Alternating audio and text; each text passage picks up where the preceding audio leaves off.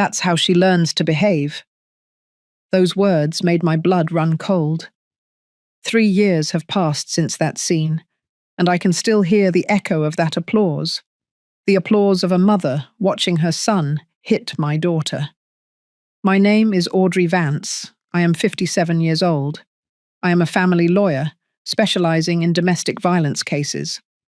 I have spent 32 years defending women who couldn't defend themselves. I have faced corrupt judges, violent husbands, and entire families who protected the abuser. But nothing in my career prepared me to see my own daughter being struck right in front of me. This is the story I never thought I would have to tell. The story of how one Sunday dinner destroyed a family, and how 30 seconds of silence changed the destiny of 4 people forever. Because you see, they didn't know who they were messing with. Let me take you back to that night. It was Sunday, March the 20th. I remember the exact date, because it was my late husband, Robert's, birthday. He had died 2 years earlier of a massive heart attack, leaving me alone in that big house in Georgetown, Washington, D.C., which used to be filled with laughter. Adrienne, my only daughter, had insisted that I come to her place for dinner. "Mum, you can't be alone on Dad's birthday. Come on over. I'll make his favorite dish. Turkey with mashed potatoes and gravy. My daughter, my Adrienne, 32 years old, a chemical engineer, a brilliant mind who had inherited her father's intelligence and my tenacity, or so I thought. I arrived at 7 in the evening at her house in Beverly Hills, Los Angeles, a gorgeous residence they had bought just 1 year prior with the money Robert had left us. I had given her her full share of the inheritance, against my accountant's advice. "Ms. Vance, shouldn't you put it in a trust, just in case?" "Just in case of what?" I had asked, annoyed. "Just in case my daughter married a man who turned out to be a monster?" I should have listened to him. When I arrived, the table was already set. Fine china, crystal glasses, scented candles. Adrienne had been cooking for hours. I could smell it. The turkey, the mashed potatoes, the green bean casserole. The aroma immediately transported me back to our kitchen in Georgetown, to Robert sampling the gravy straight from the pot, to little Adrienne sneaking bits of candied yams. But something was different. Adrienne was different. Her hair was shorter than usual, almost shoulder length. She wore a long-sleeved blouse despite the March heat, and when she hugged me, I felt how tense she was, as if every muscle in her body was on alert. "Honey, are you all right?" "Sure, Mom. Just tired from work." I should have insisted. I should have asked more questions. But her husband was right there, Michael, smiling that smile that I had always found too perfect, too rehearsed. "Mother-in-law, great to see you. Come in, come in." And behind him, like a dark shadow, was his mother, Helen, 64 years old, a widow as well, but of a different kind of widowhood. Her husband had died 10 years earlier under circumstances that were never entirely clear. An accident on the stairs of their home. A fatal fall. The investigation closed quickly. With my 3 decades of experience in family cases, I had sensed something strange since the day I met her at the wedding. But Adrienne was so in love, so happy, that I kept my suspicions to myself. Another mistake that haunts me every night. "Audrey, dear, what a joy to have you here," Helen said, with that saccharine voice she always used. "Adrienne prepared a delicious dinner. My son is lucky to have such a devoted wife." A devoted wife. Those words. As if Adrienne were a servant who had to earn her place in that house. In the house that she herself had paid for with her inheritance. We sat down at the table, Michael at the head, of course, Helen to his right, me across from her, and Adrienne. Adrienne caught between her husband and her mother-in-law, trapped between 2 walls. The dinner started quietly, too quiet. Helen talked and talked about her new decorating project, about her friends from the country club, about how wonderful it was to have her son so close now that he lived in the same neighborhood. I ate in silence, observing. I watched as Adrienne served the food with trembling hands. I watched as Michael didn't even say thank you. I watched as Helen subtly criticized every dish. The mashed potatoes are a little salty, don't you think, son? The biscuits are kind of cold. Back in my day, wives got up earlier to have everything perfect. And I watched as my daughter, my brilliant, strong, independent daughter, shrank with every word. Then it happened. Adrienne was pouring more water into Michael's glass when her hand trembled just a little. Barely a drop fell onto the white tablecloth. The silence that followed was deafening. Michael slowly put his fork down on the plate. The sound of metal against the porcelain echoed like a gunshot in that dining room. "Do you see what you did?" he said, his voice dangerously calm. My daughter opened her mouth to apologize, but he didn't give her time. What happened next occurred in slow motion, yet it was so fast I could barely process it. Michael rose from his chair and slapped my daughter, once, twice, 3 times. The sound of his hand against Adrienne's face filled the dining room. My daughter fell from her chair, hitting the marble floor. And then I heard the applause. Helen was clapping. "That's how she learns to behave," she said with a satisfied smile. "A clumsy wife needs correction. I had to educate my husband this way too. It's for her own good." My blood ran cold. For 30 seconds I couldn't move, couldn't breathe. 32 years defending women victims of violence, and I couldn't react when it happened before my eyes. But those 30 seconds were not paralysis. They were calculation, because in my head, I began to process everything I was seeing with the coldness of a lawyer who had seen this hundreds of times. The power of control, the forced submission, the normalized violence, the complicit family, and something more. I saw the glass of water with the slight condensation tremor on the table, the single drop that had fallen, the way Michael had reacted disproportionately. This was not the first time. I rose from my chair slowly without saying a word. Michael was looking at me with that arrogant smile, expecting me to scream, to make a scene, to become hysterical as he probably expected emotional women to do. But I didn't scream. I pulled my phone from my purse. My hands didn't tremble, not once, and I dialed a number I had on speed dial for 20 years. "Commander Vance," I said with a voice so cold that even I was surprised. "This is Audrey Vance. I need an immediate response unit at Park Avenue 345, apartment 802, domestic violence in progress, with witnesses. I am activating my phone's recording now." And I did it. I activated the recorder. I put the phone on speakerphone on the table and looked directly into Michael's eyes. "Repeat what you just did," I said. "Repeat what your mother just said. Please, I have all night." Michael's face changed color, from arrogant red to ghostly white in 3 seconds. You can't." "I am a lawyer specializing in gender violence for 32 years, I said in the same cold voice. "I have prosecuted 218 men like you. I have direct contact with the specialized district attorney's office, and you just hit my daughter in front of me, in front of your mother, who applauded and justified your violence, making her a legal accomplice." I walked over to Adrienne, who was on the floor, her face reddened and silent tears running down her cheeks. I helped her up carefully, checking for any serious injury.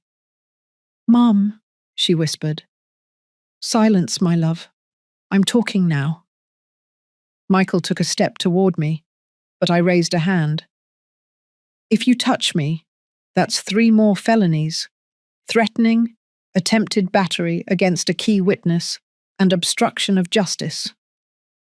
Do you want to keep adding years? Helen, for the first time all night, had stopped smiling.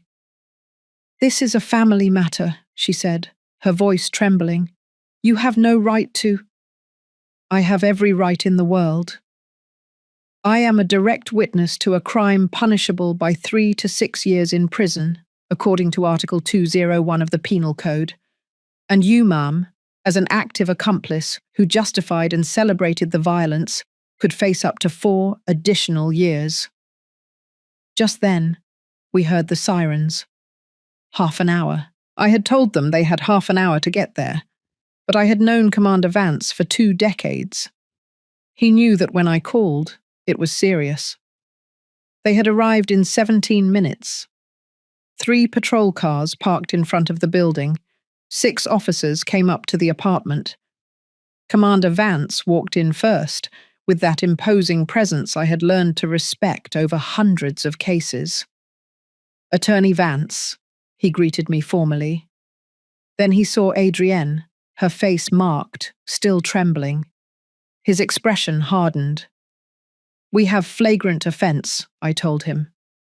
3 blows, direct witness, partial recording on my phone, and accomplice present. The commander nodded and looked at Michael. Sir, you have the right to remain silent. What followed was pure protocol. Michael was arrested. Helen, too, as an accomplice. They were both handcuffed and taken to the patrol car. Before leaving, Michael looked at me with a hatred I will never forget. This isn't over, he said. My family has connections. We're going to... Your connections are worth nothing when there's solid evidence and witnesses, I interrupted him. And if you try to intimidate me or approach my daughter, I will personally make sure you spend every day of your sentence in the farthest prison from New York City. They took him away. And for the first time all night, I hugged my daughter. She cried in my arms for what seemed like an eternity. She cried years of silence, of fear, of feeling trapped in a nightmare she didn't know how to end. Why didn't you tell me? I asked her when she could finally speak. I was ashamed, Mum. You've always been so strong, always defending other women. How could I tell you that I myself was a victim? How could I accept that I married a man who turned out to be exactly the kind of monster you fight? I hugged her tighter. That ends today. And it did. But this story doesn't end with the arrest. This story is just beginning, because what Michael and Helen didn't know was that the universe has a very particular way of serving justice. And I was going to make sure that every one of their actions had its consequence. Sometimes we trust the wrong people too much. Have you also been disappointed by someone you loved? Tell me your story in the comments. I want to read them. Before I tell you what happened after that night, I need you to understand something important. I need you to know who Adrienne was before Michael. Because when you see a woman destroyed by violence, it is easy to forget that she was once a little girl who laughed without fear, that she was a teenager full of dreams, that she was a woman who walked through life with her head held high. Adrienne was born on July the 23rd, in the middle of summer. Robert and I had been married for just 2 years when she arrived, filling our Georgetown home with a cry that, at the time, seemed like the most beautiful sound in the world. My husband was an architect, a noble man, one of those who are rare these days. He never raised his voice, never raised his hand. When we had disagreements, we would sit in the living room with hot apple cider and talk until we found middle ground. That's how we grew up, and that's how Adrienne grew up. Our daughter was curious from an early age. I remember when she was just 4 years old, she took apart the house phone because she wanted to see how the voices spoke inside. Robert laughed for half an hour when he found the pieces scattered throughout the living room. This girl is going to be a scientist, he told me as we picked up screws from the floor. And he was right. Adrienne was always brilliant. Not just intelligent, but with that special spark of wanting to understand how everything worked. Plants, machines, chemical reactions, people. When she was 12 years old, she won her first science fair with a project on water purification. I remember her face when they gave her first place. A mixture of pride and that genuine humility she never lost. "Mummy, do you think Daddy is proud?" "Your father has always been proud of you, my love, since the day you were born." Robert was there, in the audience, his eyes bright with suppressed tears. That night, the three of us went out to dinner at Adrienne's favourite restaurant, a small place in Brooklyn that made the best buffalo wings in the whole borough. "To our scientist," Robert toasted, raising his glass of iced tea. "To our family," I said. "To being together," Adrienne added with that smile that lit up any room. Together. That word was like an anchor for us. We didn't have much money in those years. Robert's career was just taking off, and I was still building my reputation as a lawyer. But we had something more valuable. We had each other. Sundays were sacred in our house. Robert cooked barbecue ribs. It was his specialty, a recipe he had inherited from his grandmother in Texas. He spent hours mixing spices, adjusting the sweetness of the molasses with the heat of the chipotle peppers. Adrienne and I were his official assistants. She measured the ingredients with scientific precision. I told the family stories that my husband loved to hear. "Did I tell you about Mrs. Smith's case?" I would ask while chopping onions. "Mom, you've told us that case like 20 times, Adrienne would laugh. "But this time I have new details." And that's how we spent our afternoons. Amidst laughter, simmering barbecue sauce, and the smell of the cornbread that Robert insisted on making from scratch, because the box kind just wasn't the same. Those Sundays. How I miss those Sundays. Adrienne grew up fast. Too fast. As all children do when you're not paying attention. Suddenly she was 15 years old, then 18, then she was starting college. She studied chemical engineering at MIT. She was always at the top of her class. Not because she was an obsessive perfectionist, but because she genuinely loved what she did. She would come home excited, talking about exothermic reactions, mass balances, industrial processes that I could barely understand. "Mummy, did you know we can convert organic waste into clean energy? It's fascinating." Robert and I listened to her, captivated, proud to have a daughter so passionate about changing the world. When she graduated with honours at 24, Robert cried throughout the entire ceremony. He didn't bother to hide the tears. He was too happy, too proud. "That's my daughter," he would tell anyone sitting nearby. "That's my Adrienne." After the graduation, we took a picture, all three of us together. That photograph is now framed in my living room. Adrienne in the middle, holding her diploma, with Robert and me on either side, hugging her. We are all smiling. We didn't know that would be one of the last complete photos we would have as a family. Adrienne got a job immediately at a major pharmaceutical company. She was a researcher, developing new processes for more accessible generic medications. Her dream had always been to do science that helped people. "I don't want to work just for money, Mum. I want my job to mean something." And it did. In 2 years, she was a project leader. She published 3 articles in international scientific journals. She travelled to conferences in Europe and the United States. She was independent, successful, happy. She lived alone in a small but cosy apartment in Boston's South End.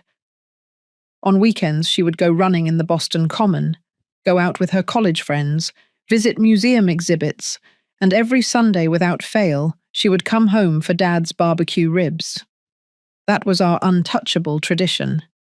Until she met Michael. It was at an industrial engineering conference 5 years ago. He worked at a consulting firm, presenting a project on process optimization. Adrienne was there as a representative of her pharmaceutical company. "Mummy, I met someone," she told me that afternoon on the phone, with an excitement in her voice I hadn't heard before. My heart skipped a beat, not from joy, but from that premonition every mother has when her daughter is growing up, when she is about to share her life with someone else. "Tell me about him." "His name is Michael.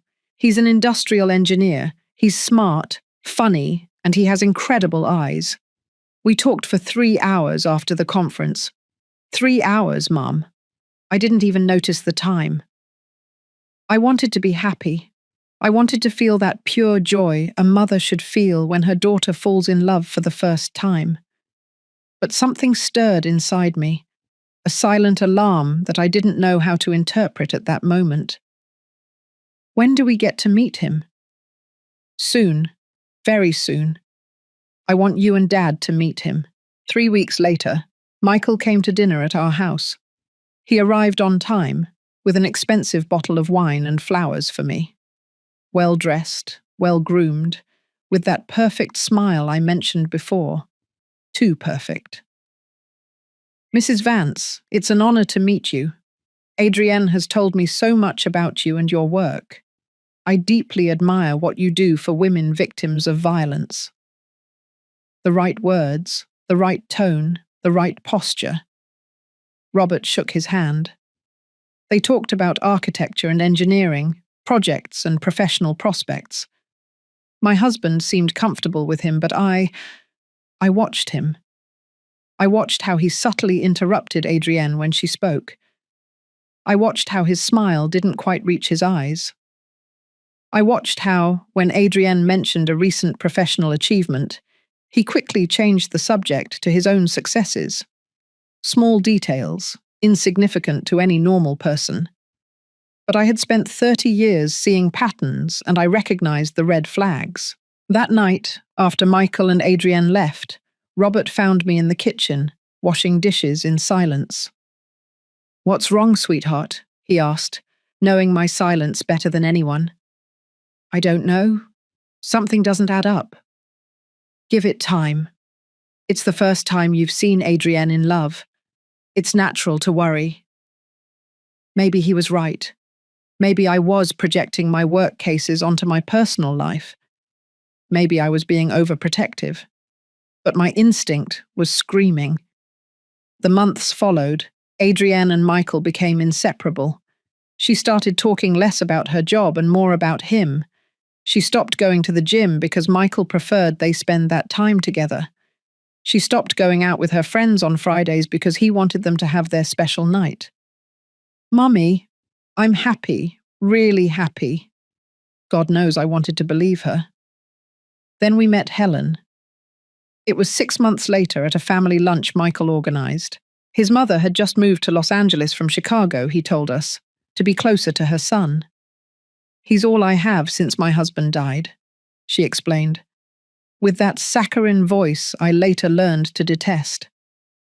Helen was unlike anyone I had ever met. Elegant in appearance, but with an energy that took up all the space. She talked non-stop, always steering the conversation toward Michael, toward how wonderful he was, toward how much she had suffered raising him alone after her husband's death. "It was a terrible accident," she said with dramatically moist eyes. "He fell down the stairs.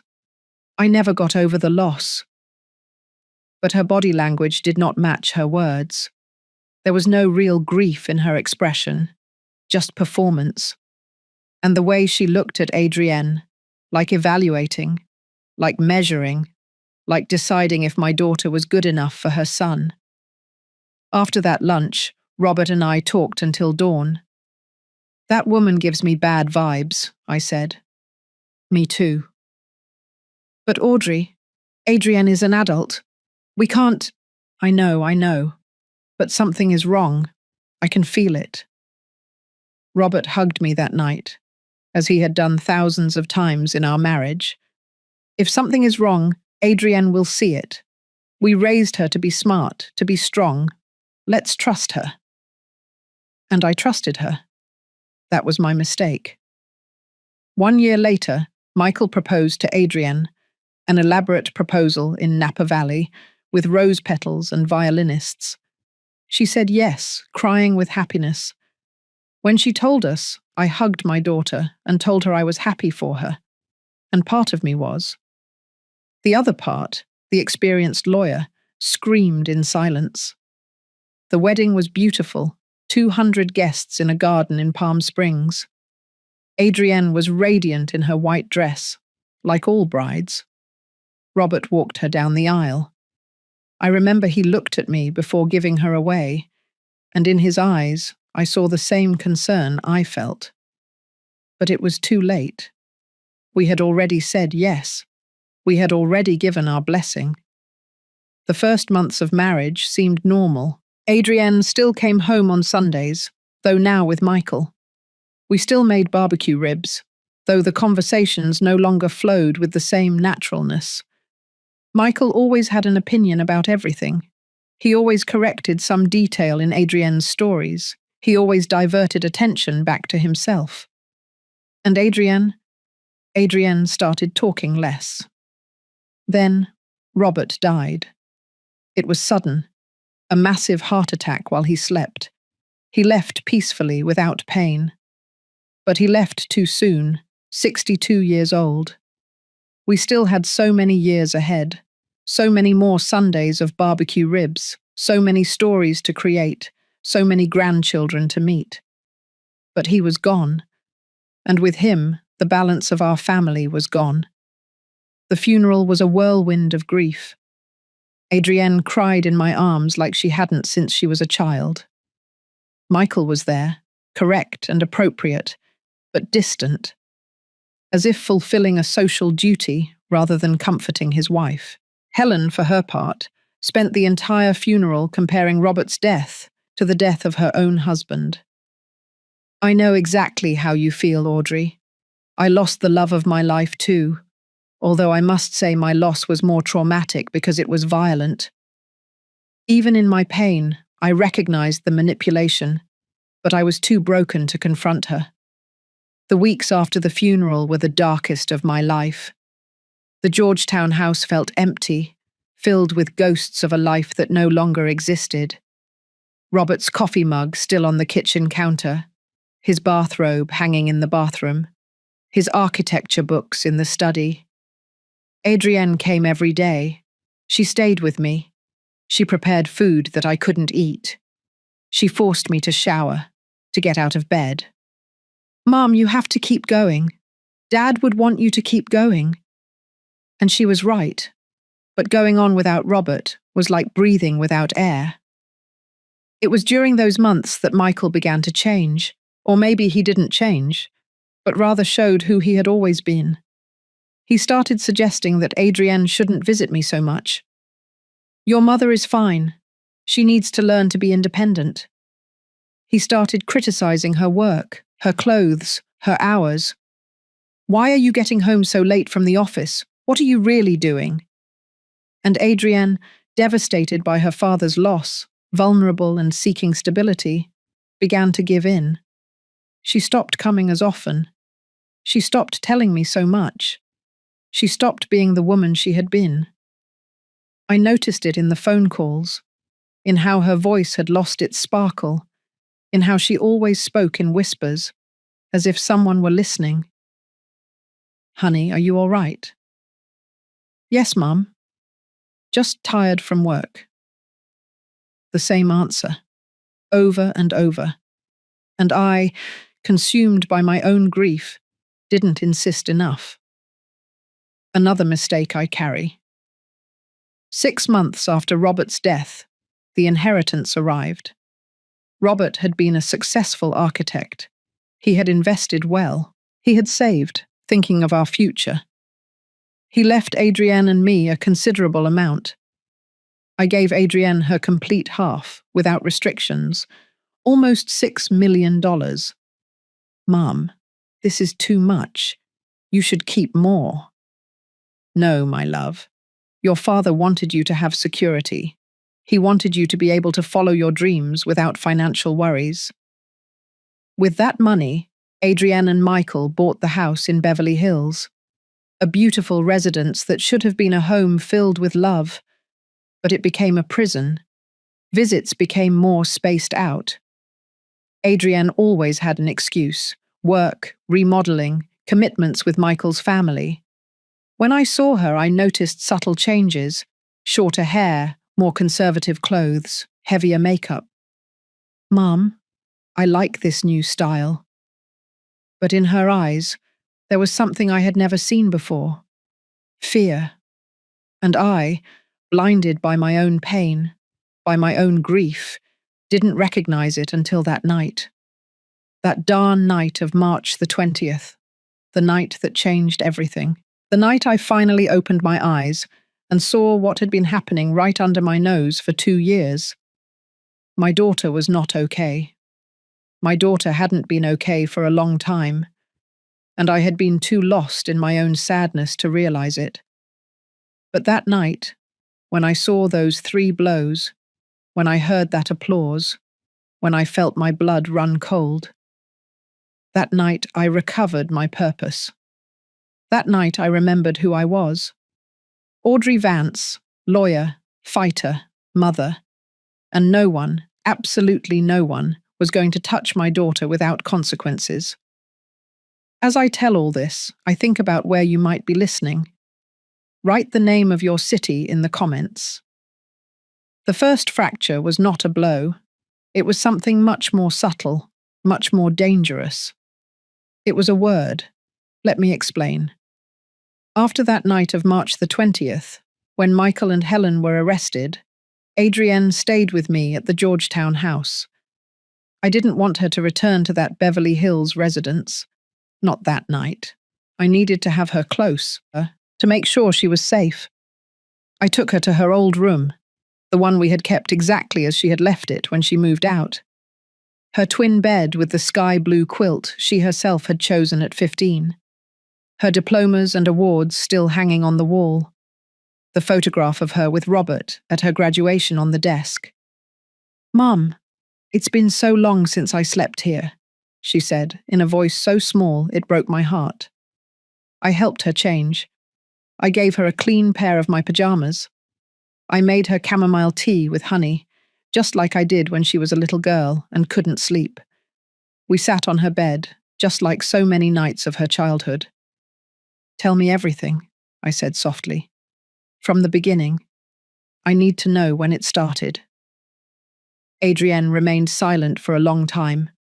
She stared at her teacup, watching the steam rise in delicate spirals. Finally, she spoke. "Remember our honeymoon in Greece?" Of course I remembered. It had been 3 years ago. Adrienne returned with hundreds of photographs. The impossibly blue sea of Santorini, the ruins of Athens, the sunsets in Mykonos. In all the photos, she was smiling. She looked radiant. She looked happy.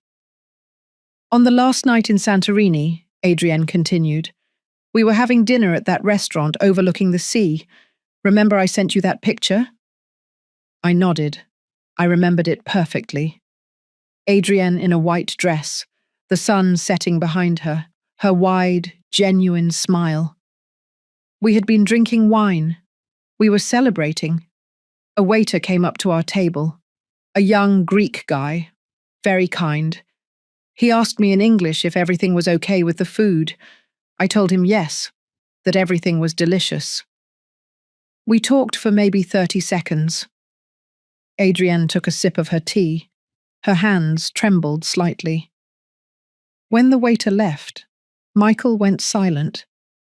I thought he was enjoying the view, the moment. But when I looked at him, he had that expression I later learned to fear. What expression? Cold, distant, as if I were suddenly a stranger. What happened? We finished dinner in silence. We returned to the hotel. I thought he would get over it, that maybe it was the wine or the travel exhaustion. But when we got to the room, he closed the door and looked me straight in the eyes. Adrienne paused. She took a deep breath. I continued waiting, giving her the space she needed. He called me a flirt. That single word.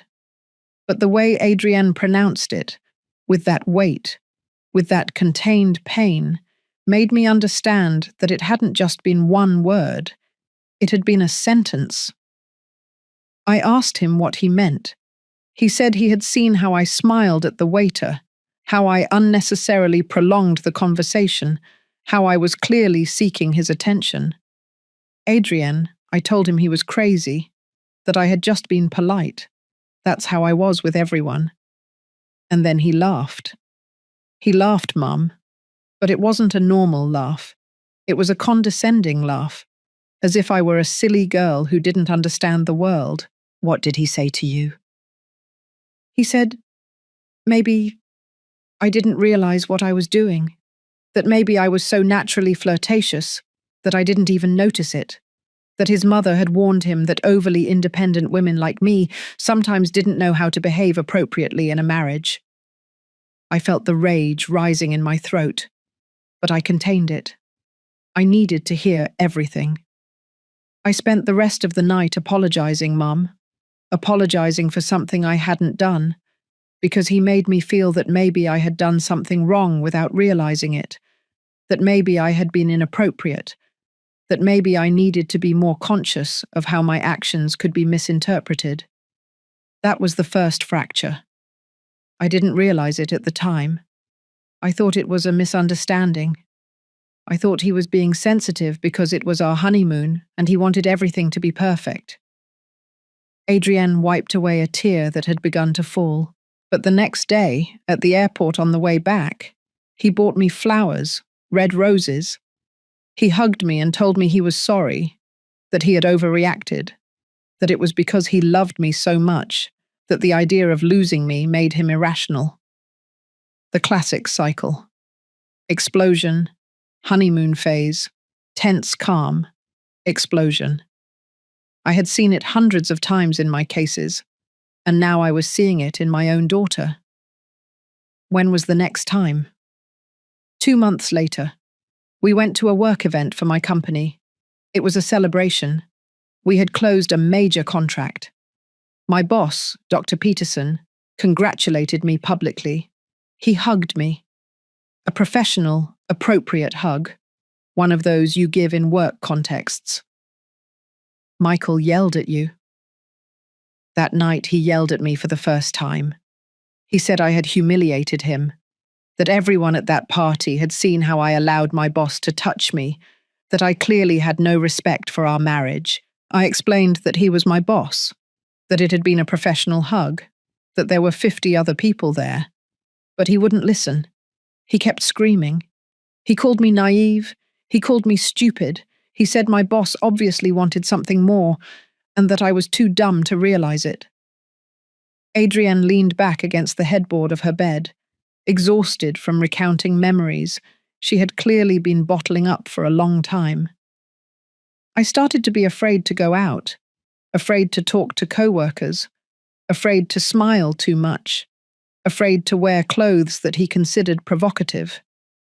I started constantly measuring myself. Is this blouse appropriate? Is this conversation innocent? Could this smile be misinterpreted? Honey, that is psychological violence. It's control. I know, Mum.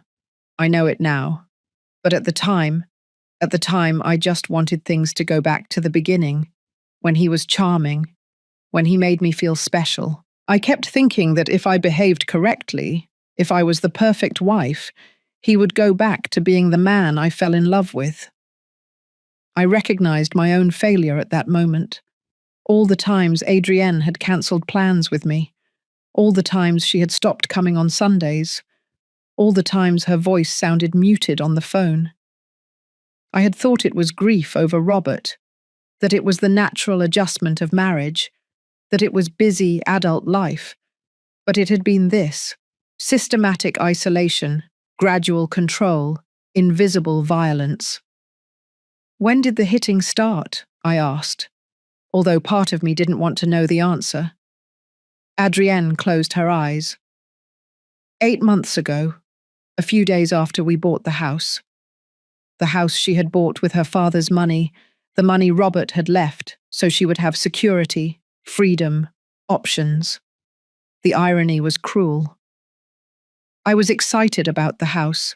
I wanted to decorate it, make it ours. I hired an interior designer, a very talented young man recommended by a friend. His name was Sean. I already knew where the story was going. Sean came often, taking measurements, showing me options for colours, for furniture. He was professional, always, but Michael didn't like it. He said he spent too much time at our house, that he clearly had intentions. I told him he was gay, Mum. Sean was openly gay. He was engaged to his partner. I showed him his Instagram profile, where he was clearly seen with his fiancée, but Michael didn't care. He said he could be bisexual, that he could be lying, that I was too trusting. He forbade me from continuing to work with Sean. I had to fire him, invent an excuse. Sean felt awful. He thought he had done something inappropriate. I had to lie to him. And that's when we had the worst argument until then, I told him he was being irrational, that he had no right to control who I worked with, that it was my house too, bought with my money. Adrienne opened her eyes. They were red, swollen. He shoved me against the wall. He didn't hit me, not with a closed fist, but he shoved me so hard that I hit my head against the drywall. I saw stars for a few seconds. I felt nauseous. He apologized immediately. He cried. He said he didn't know what came over him, that I had provoked him by mentioning my money when we were supposed to be a team, that he was under a lot of stress at work, that his mother was sick and he was worried. Adrienne, he bought my forgiveness, Mum, literally. The next day he came home with a diamond necklace. He took me out to dinner at the most expensive restaurant in the city. He told me he was going to change, that he was going to therapy, that he loved me more than anything in the world. Did he go to therapy? He went to 2 sessions. Then he said the therapist didn't understand him, that the therapist was taking the women's side and that it wasn't fair. Of course not. Abusers never accept responsibility. They always find excuses. They always blame others. They always play the victim. The following months were a roller coaster. Some weeks he was the perfect man. He brought me flowers. He wrote me sweet messages. He treated me like a queen. Other weeks he was a stranger, cold, critical, controlling. And Helen, I said. Where was Helen in all this? Adrienne's face hardened. Helen made everything worse, Mum. She moved closer to us 6 months ago. She bought an apartment 3 blocks from our house. 3 blocks. 3 blocks. And she started coming over every day. Every single day, Mum. Sometimes without calling ahead. She would come in with her keys because Michael had given her a set, and walk in as if it were her own house. One day, I got home from work and found her reorganizing my kitchen, moving my things, throwing away spices that she claimed were no longer good, changing the placement of the dishes. I told her with all the politeness possible that I appreciated her help, but I preferred to organize my own kitchen. Do you know what she answered? I shook my head. She told me, a good wife accepts her mother-in-law's advice. I raised Michael alone, working double shifts, sacrificing everything for him. The least you can do is let me help you be the wife he deserves. The wife he deserves, I repeated bitterly. Helen had an opinion about everything, about my clothes. That skirt is too short. What will people think? About my job. You should consider cutting back on hours. Men need their wives to be available. About my cooking. My son's barbecue ribs are too salty. Clearly you don't know the correct recipe. And Michael? Michael always defended her. Always. No matter how unreasonable she was, he took her side. He told me his mother had suffered a lot, that she had raised a son alone, that I needed to be more understanding. I started to feel like a stranger in my own house, as if I were living in their house, not mine, as if I were a guest who had to earn the right to be there. Adrienne got up from the bed.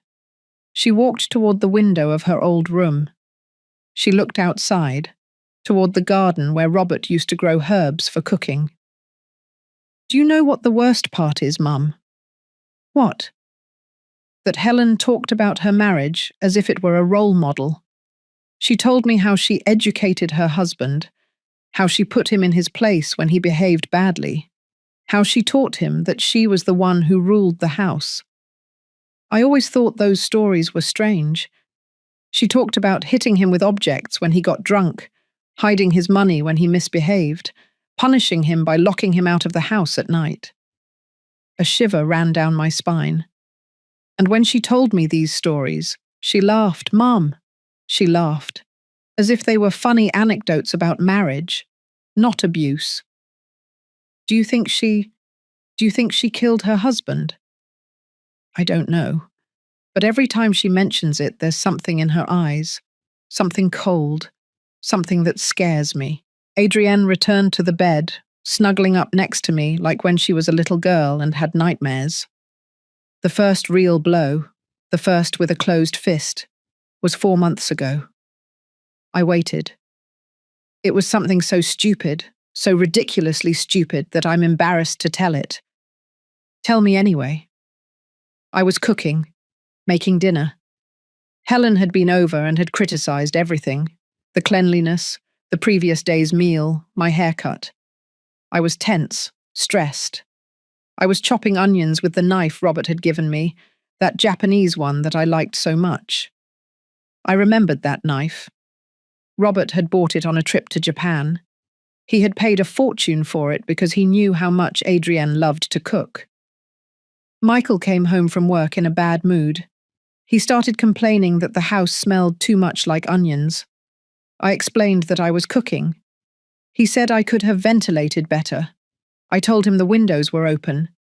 And then, for no reason, no real provocation, he said, "You're worthless. You can't even do the simplest thing without messing it up." I turned to look at him, surprised, and he took that as a challenge. Adrienne instinctively touched her jaw, as if the pain was still there. He hit me. A punch straight to the jaw. I fell to the floor. Dad's Japanese knife fell and bent against the tile. Silent tears were streaming down my face. I couldn't hold them back. I stayed there, on the floor of my kitchen, bleeding from my mouth, staring at Dad's broken knife. And all I could think was, "Dad, I need you. I don't know what to do without you." I hugged her tighter. Helen was there. She saw everything. Do you know what she did? What? She knelt beside me and said, "Wives have to learn when to keep their mouths shut. I learned that lesson many years ago. Now it's your turn." After that, Michael locked himself in his study. Helen helped me clean up the blood. She gave me ice for my jaw. She taught me how to put makeup on the bruise. "Yellow corrector first, then your skin tone, then powder." She explained it to me with all the calm in the world, as if it were a normal beauty tutorial. I asked her if she had gone through this, if her husband had ever hit her. She looked me straight in the eyes and said, "No, dear. I was smarter. I learned to control the situation and before it escalated." The pieces were starting to click into place in my head. Helen had not been a victim. Helen had been a perpetrator, and now she was raising a second generation of violence, with Michael as her tool. "Why didn't you tell me?" I asked, although I knew the answer. "Because I was ashamed, Mum. Because all my life I saw you defending other women. Because you are strong, unbreakable, brave. How could I tell you that I, your daughter, had become exactly the type of woman you rescue? Besides," she continued, "Michael always apologized afterward. He always promised to change, He always convinced me that it had been my fault for provoking him. And part of me was still in love with the man I met 5 years ago. I kept hoping that man would come back. But he wasn't going to come back. No, because that man never existed. He was a mask, and the mask fell off when I was already trapped. We were silent for a long time. The living room clock chimed 3 in the morning. "What's going to happen now?" Adrienne finally asked. "Now," I said with a determination I hadn't felt in years. "Now we are going to make sure Michael and Helen face the consequences of every one of their actions. We are going to use every legal tool we have, and we are going to get your life back." "What if he gets out? What if he comes looking for me?" "He's not going to get out. Not if I can help it. And if he does, he's going to have a restraining order so solid that he won't even be able to think about you without violating the law." Adrienne finally smiled, a small, weak, but genuine smile. "I missed you, Mum. I missed this version of you, the warrior. I never left, honey. I was just asleep for a while, but I woke up." That night, we both fell asleep in her bed, hugging like when she was 5 years old, and storms scared her. But this time, the storm had already passed. Or so we thought, because what we didn't know was that Michael and Helen were not going to give up so easily, and that the real battle was just beginning. I still wonder if I did the right thing by calling the police that night, or if I should have planned more carefully. What about you? What would you have done in my place? The days after the arrest were strange, strangely quiet, strangely peaceful, as if the world had pressed pause. Adrienne stayed with me in Georgetown. We didn't talk much about going back to the Beverly Hills house. Neither of us wanted to face that conversation yet. In the mornings, I made hot apple cider, just like Robert did. Adrienne would sit at the kitchen counter, wrapped in one of my robes, looking out the window at the garden. Sometimes we talked. More often, we stayed in a comfortable silence, the kind of silence that only exists between people who know each other deeply. It was the 4th day after the arrest when the first call came. I was in my study, reviewing documents to prepare the formal case against Michael and Helen, when my phone rang. Unknown number. I usually don't answer unknown numbers, but something made me press the green button. "Attorney Vance?" It was a woman's voice, older, refined, with that tone of authority that comes from years of privilege. "Yes, who is speaking?" "My name is Christine Douglas, of the Rivers family. I'm a close friend of Helen Matthews." Of course she was. "How can I help you?" "Rather, I can help you, attorney. I understand there was a misunderstanding between your daughter and my dear friend Michael." A misunderstanding. She called 3 slaps to the face a misunderstanding. "Ms. Douglas, with all due respect, there was no misunderstanding. There was an act of domestic violence that I witnessed directly, and that is documented by the authorities." "Oh, attorney, please. You are a woman of the world. You know what young marriages are like. There are fights, there are tensions. That doesn't mean you have to destroy the life of a successful man over a moment of..." "A moment of what? Exactly?" I interrupted her. My voice sounded colder than I intended. Silence on the other end. "What I'm trying to say," she continued with a more cautious tone, "is that Helen has told me a lot about her son. He is a good man, hard-working, devoted. And your daughter? Well, Helen mentions that Adrienne can be somewhat challenging." There it was. The narrative I knew was coming. The victim provoked the abuser. The victim deserved it. The victim is the real problem. "Ms. Douglas, I'm going to be very clear. I have no interest in discussing my daughter's character with you or anyone else. My daughter was a victim of violence. Period. and both Michael and Helen are going to face the full legal consequences of their actions. That would be very unfortunate, she said, and now her voice had a threatening undertone. Michael comes from a very well-connected family. His uncle is a magistrate on the Superior Court. His cousin works at the district attorney's office. It would be a shame if this matter became complicated for you and your legal practice. A veiled threat. How predictable. Ms. Douglas, I have been in this profession for 32 years. I have faced threats from drug cartels, corrupt politicians, powerful businessmen. If you think I'm going to back down because Michael's uncle is a magistrate, you clearly don't know who you're talking to. Furthermore, I continued, every word of this conversation is being recorded, as is my legal right, and any attempt at intimidation or interference with an active case constitutes obstruction of justice. Do you wish to continue? She hung up immediately. I sighed and saved the recording in 3 different locations: my phone, my computer, and the cloud. 32 years had taught me to document absolutely everything. Adrienne appeared in the doorway of the study.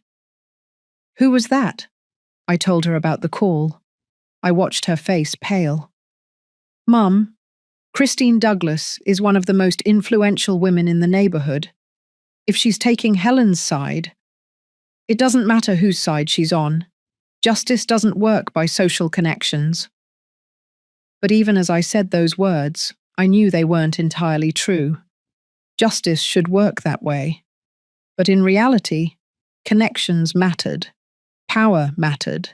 Money mattered. And Michael, it seemed, had more connections than I had anticipated. The second call came that same afternoon. This time it was my assistant at the firm, Lucy. She sounded nervous.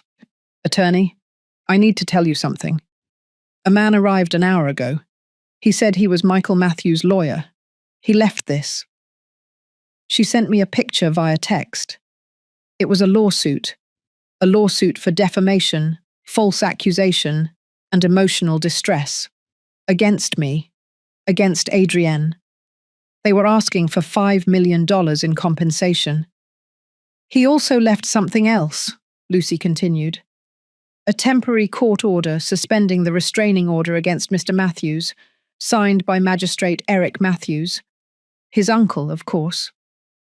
How is this possible? I asked, although I already knew the answer.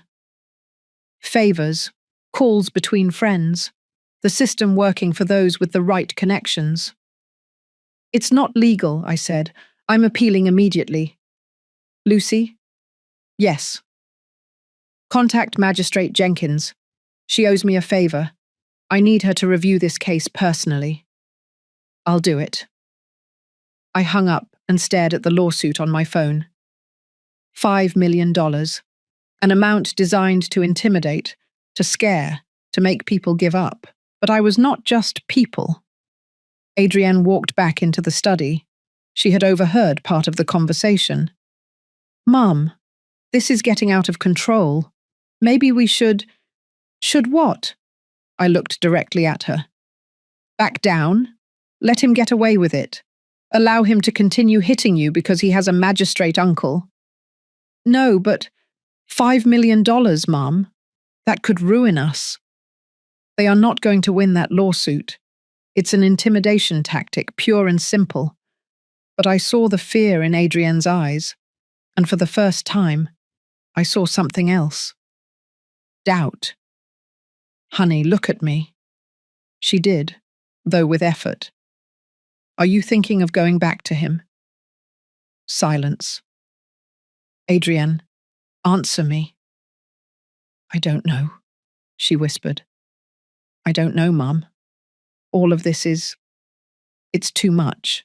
The calls, the lawsuits, the threats, and Michael. Michael has been texting me.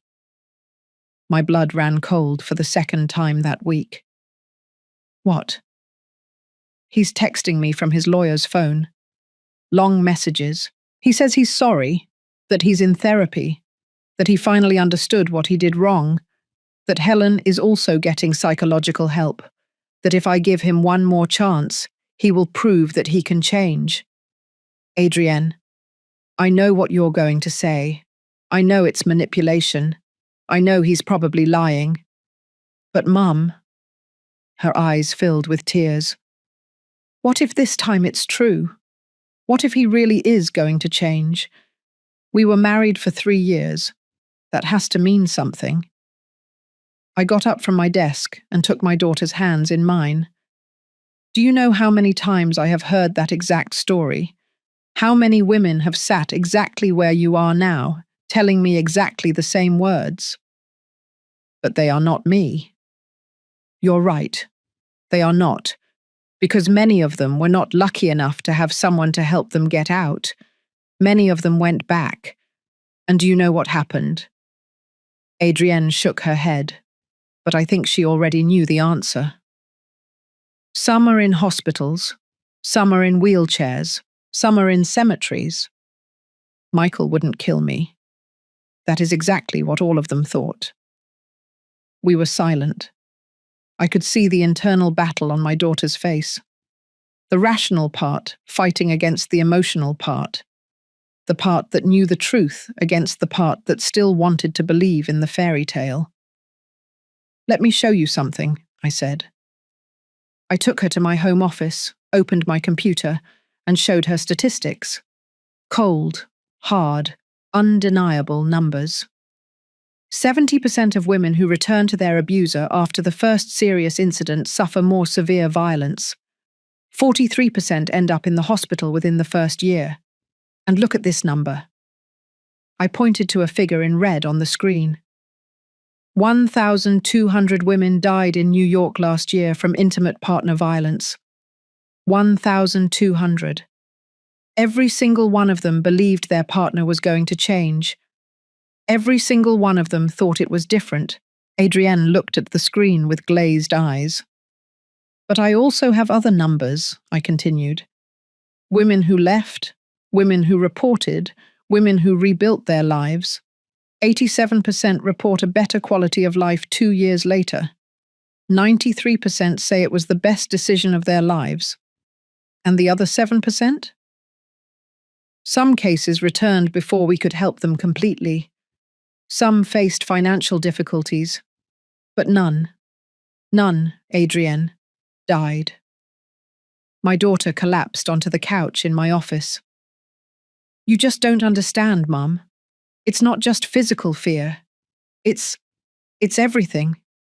The house we bought together, the plans we had, the friends we made as a couple, the family we were going to build. If I leave him, I lose all of that. No, I said firmly. If you leave him, you gain your life. Everything else is replaceable. Your life is not. But I feel so guilty, like I'm overreacting, like 3 slaps isn't enough reason to destroy a marriage, and there was the denial, the minimization, the syndrome I had seen in hundreds of cases. Adrienne, look closely at me. 3 slaps. That's 3 slaps too many. There is no acceptable number of times someone can hit you.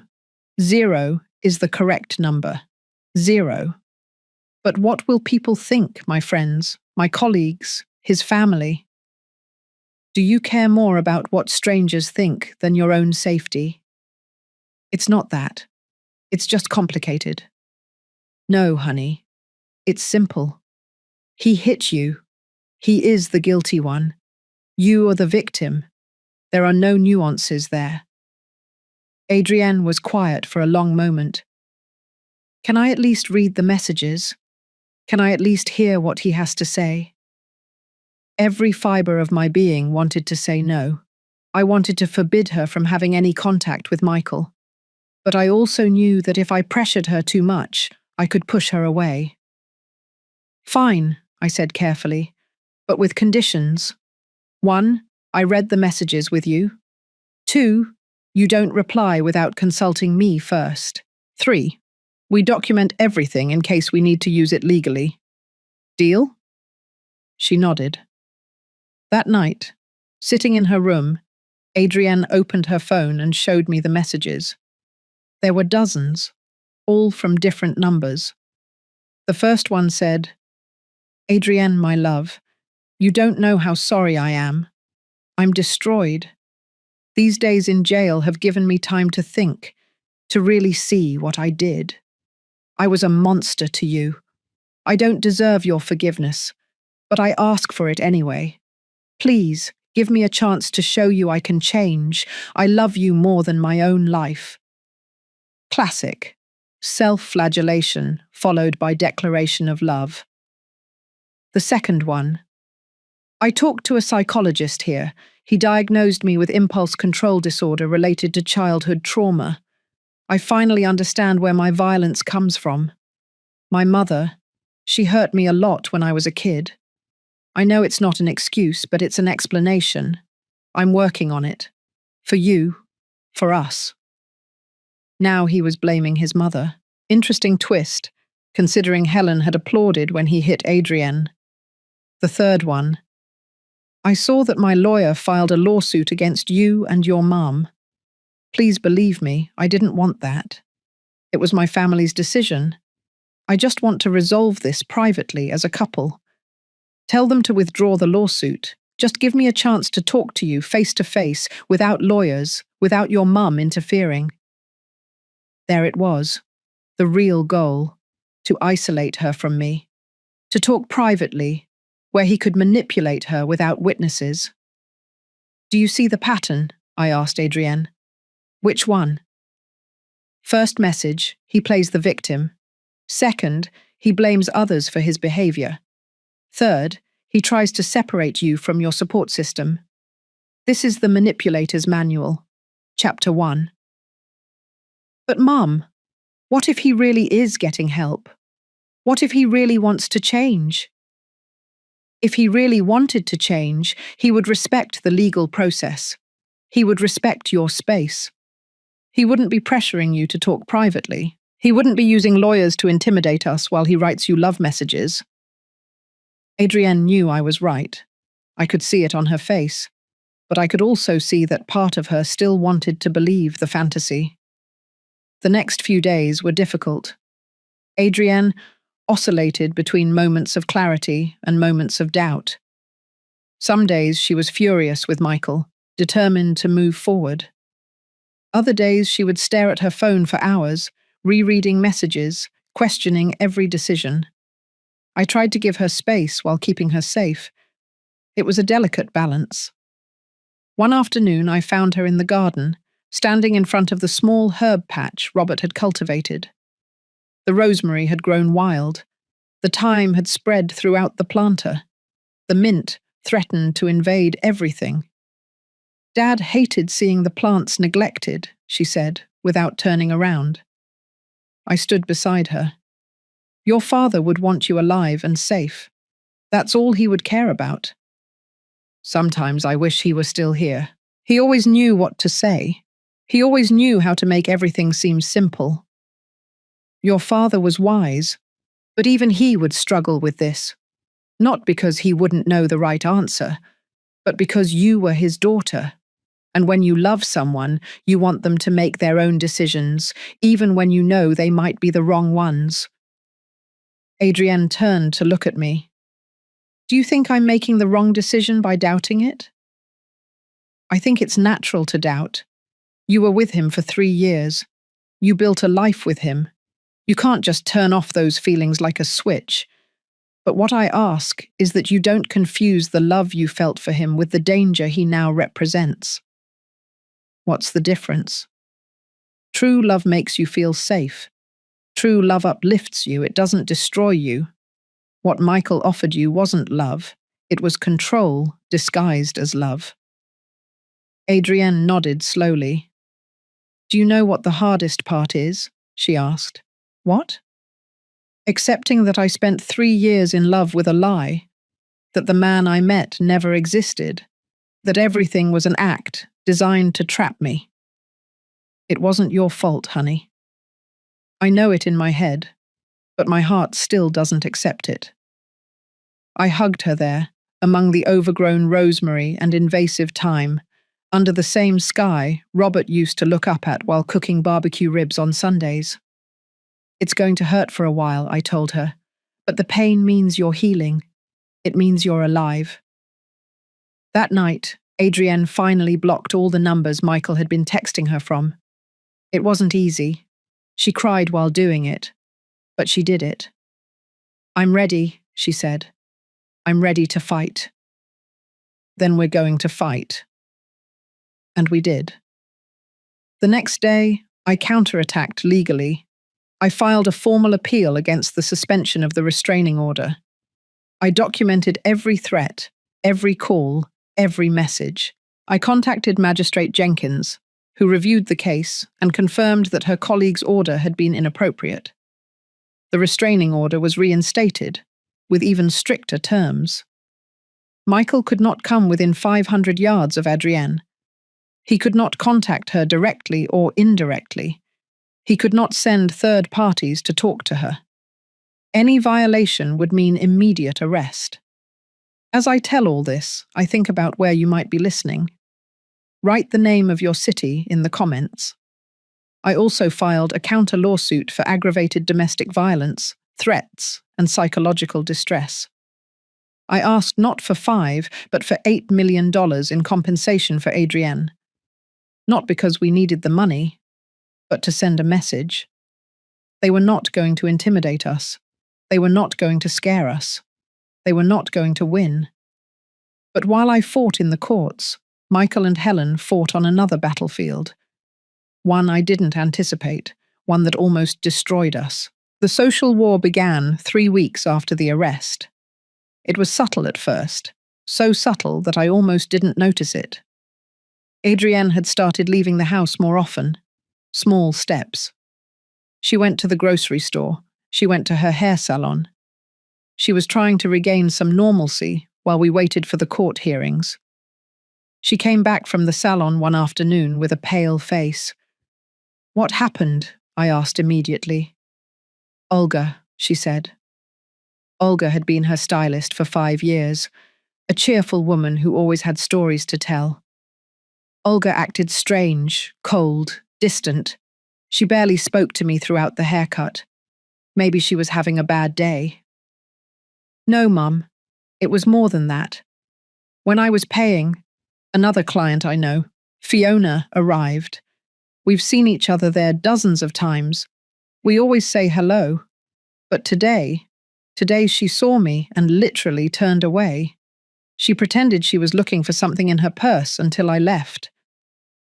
A bad feeling settled in my stomach. Did you say anything? Did you ask? I asked Olga if I had done anything wrong. She just shook her head and said she was in a hurry because her next appointment was arriving. But Mum, her appointment book was empty. I saw it. The next day, Adrienne received a text from her best friend from college, Patty, or who had been her best friend. The message said, Adrienne, I'm sorry, but I think we need to take some time apart. My husband works in the same industry as Michael and says this whole situation is very complicated. I can't afford to be involved. I hope you understand. Wishing you the best. Adrienne showed me the message with trembling hands. Patty and I were roommates for 4 years in college. 4 years, Mum. She was my maid of honor at my wedding.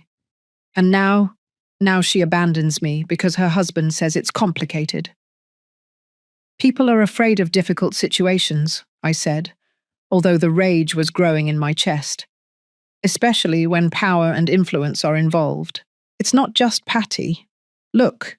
She showed me her Instagram. She had lost almost 100 followers in the last few days. Her last post, a photo of a sunset she had taken from my garden, had only 3 likes. Before, she usually received over 200. I checked the comments on her old posts. Someone had been leaving anonymous messages. Aren't you ashamed to destroy a good man's life? We all know you provoked the situation and now you're playing the victim. Your mother-in-law told me the truth. You're a manipulator. When did these comments start? About a week ago. I delete them, but they keep reappearing. They come from different accounts every time. It was an organized campaign. I recognized it immediately. I had seen this tactic before in other high-profile cases. "Helen," I said, "do you think she's behind this?" "I'm sure of it." And I was right. 2 days later, my assistant Lucy called me urgently. "Attorney, you need to see this." She sent me a link to a blog. It was called "The Truth Behind the False Accusations." It was anonymous, but professionally designed. The most recent post was titled, "The Michael M. Case, When a Corrupt Family Destroys an Innocent Man." I read it with growing horror. The article painted Michael as a loving, successful husband, a victim of a radical feminist lawyer. Me and her manipulative daughter, Adrienne. It said we had made everything up to steal his money, that we had a history of falsely accusing men, that I had been reprimanded for unethical conduct on multiple occasions. Everything was a lie, every single word. But it was written convincingly, with anonymous sources, with confidential documents, with photographs taken out of context. There was a photo of Adrienne at a party, laughing and holding a glass of wine. The caption read, "Does this look like a traumatized woman?" Adrienne fled days after destroying her husband's life. The photo was from 6 months before the hitting, from a work dinner, but without context, it looked like evidence that she was lying. There was another photo of me leaving a courthouse, with a serious expression. The caption, "Audrey Vance, known for her aggressive tactics and her hatred of men, has found her next victim in her own son-in-law." "This is pure defamation," I told Lucy. "I'm going to sue." "Is there more?" she said, her voice strained. "The blog has been shared almost 3,000 times in the last 24 hours. It's in social media groups, on Twitter. There's even a hashtag, Justice for Michael. I felt dizzy. How is this possible? Someone is paying to promote it. Probably bots, fake accounts, paid influencers. This is a professional smear campaign, attorney. I showed the blog to Adrienne. I watched her read it with tears streaming down her face. "They're destroying my reputation," she whispered. "They're making it look like everything is my fault. What will they think at my job? What will my colleagues think?" As if the universe had heard her question, her phone rang. It was her boss at the pharmaceutical company, Dr. Mendez. Adrienne put it on speakerphone. "Adrienne, we need to talk," Dr. Mendez said without preamble. Her voice sounded uncomfortable. "Certain rumors have reached my ears about your personal situation." "Doctor, can I explain?" "I don't need explanations, but I need you to understand that this company has an image to protect. We cannot afford to be associated with scandal, whether true or false." My blood boiled. "Dr. Mendez," I intervened. "I am Audrey Vance, Adrienne's mother and her legal representative. What you are suggesting sounds dangerously close to wrongful termination based on her status as a domestic violence victim, which is protected by the Violence Against Women Act." Silence on the other end. "I am not firing anyone," the doctor finally said.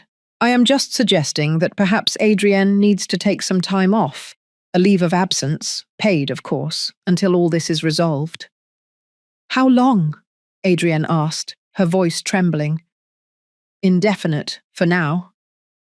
She hung up. Adrienne sank onto the couch. "They're destroying me, Mom, systematically. My social life, my reputation, now my job. What's next?" I didn't have to wait long to find out. That same afternoon, my accountant, Ernie, called me with alarming news. "Audrey, we have a problem. Someone filed a complaint with the IRS alleging that you have been evading taxes for years." "What? That's absurd." "I know. Your records are impeccable, but now you'll have to prove it.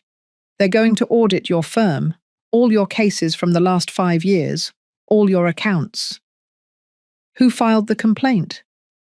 It's anonymous, but Audrey, it came with documents, falsified documents, I'm sure, but very well done.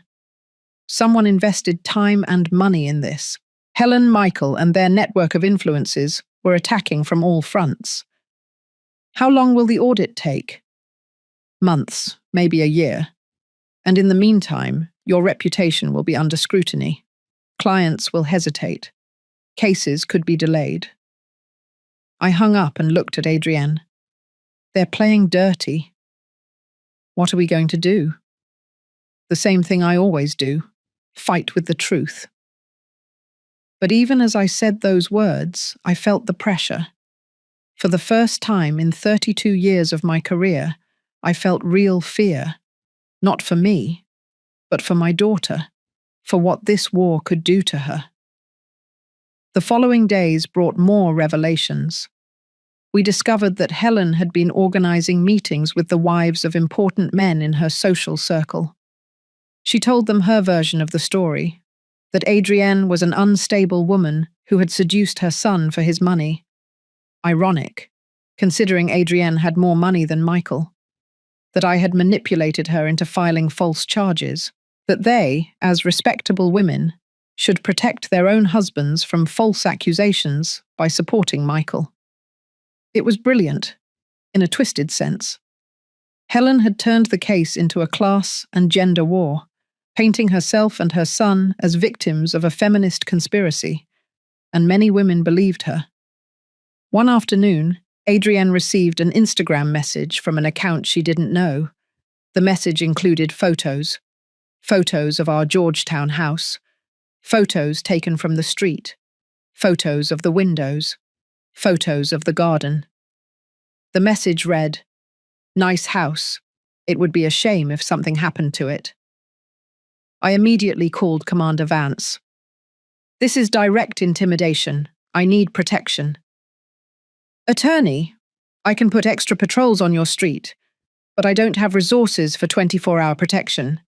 And if something happens, let's hope it doesn't. In the meantime, document everything. Install security cameras. And be careful."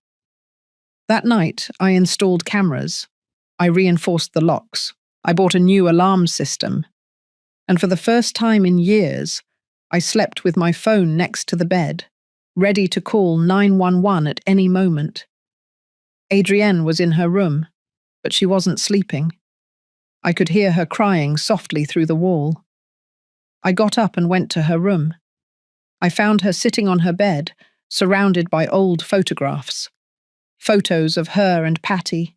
Photos of her with her work colleagues. Photos of her wedding. "I was thinking," she said without looking at me, "about how quickly everything can be destroyed. 2 months ago, I had a life. I had friends, a career, a house, a husband. I thought I knew who I was. And now I have nothing. You have me. I know, and I'm grateful. But, Mum, I'm tired.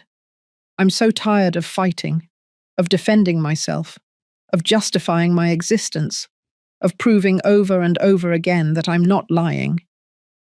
She turned to look at me, and in her eyes I saw something that terrified me. I saw surrender. "Sometimes I think," she continued, "that it would be easier to just call him, ask for forgiveness, tell him I exaggerated, go back to him. At least then all of this would end." "Adrienne, no." "Why not? Look what's happening.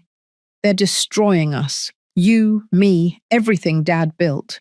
Your firm, your reputation, my career, everything. Is it worth it? Is 3 slaps really worth all of this?" I sat beside her and took her face in my hands, forcing her to look at me. "Listen to me closely. This is exactly what they want. They want you to surrender. They want you to believe that you are the problem. They want you to think that the abuse is preferable to the battle." "But I'm so tired." "I know, my love, I know. But you have to understand something. This darkness you feel now, this exhaustion, this fear, is temporary. But if you go back to him, if you surrender, that will be permanent. Or until he kills you. He wouldn't kill me. You don't know that, and you can't risk your life betting that his violence has limits, because I guarantee you, honey, it does not. Adrienne rested her head on my shoulder, as she did when she was little, and the world seemed too big. How did you do it, Mum? How did you fight for so many women for so many years without getting tired? I got tired. I got tired all the time. But your father reminded me why I was doing it.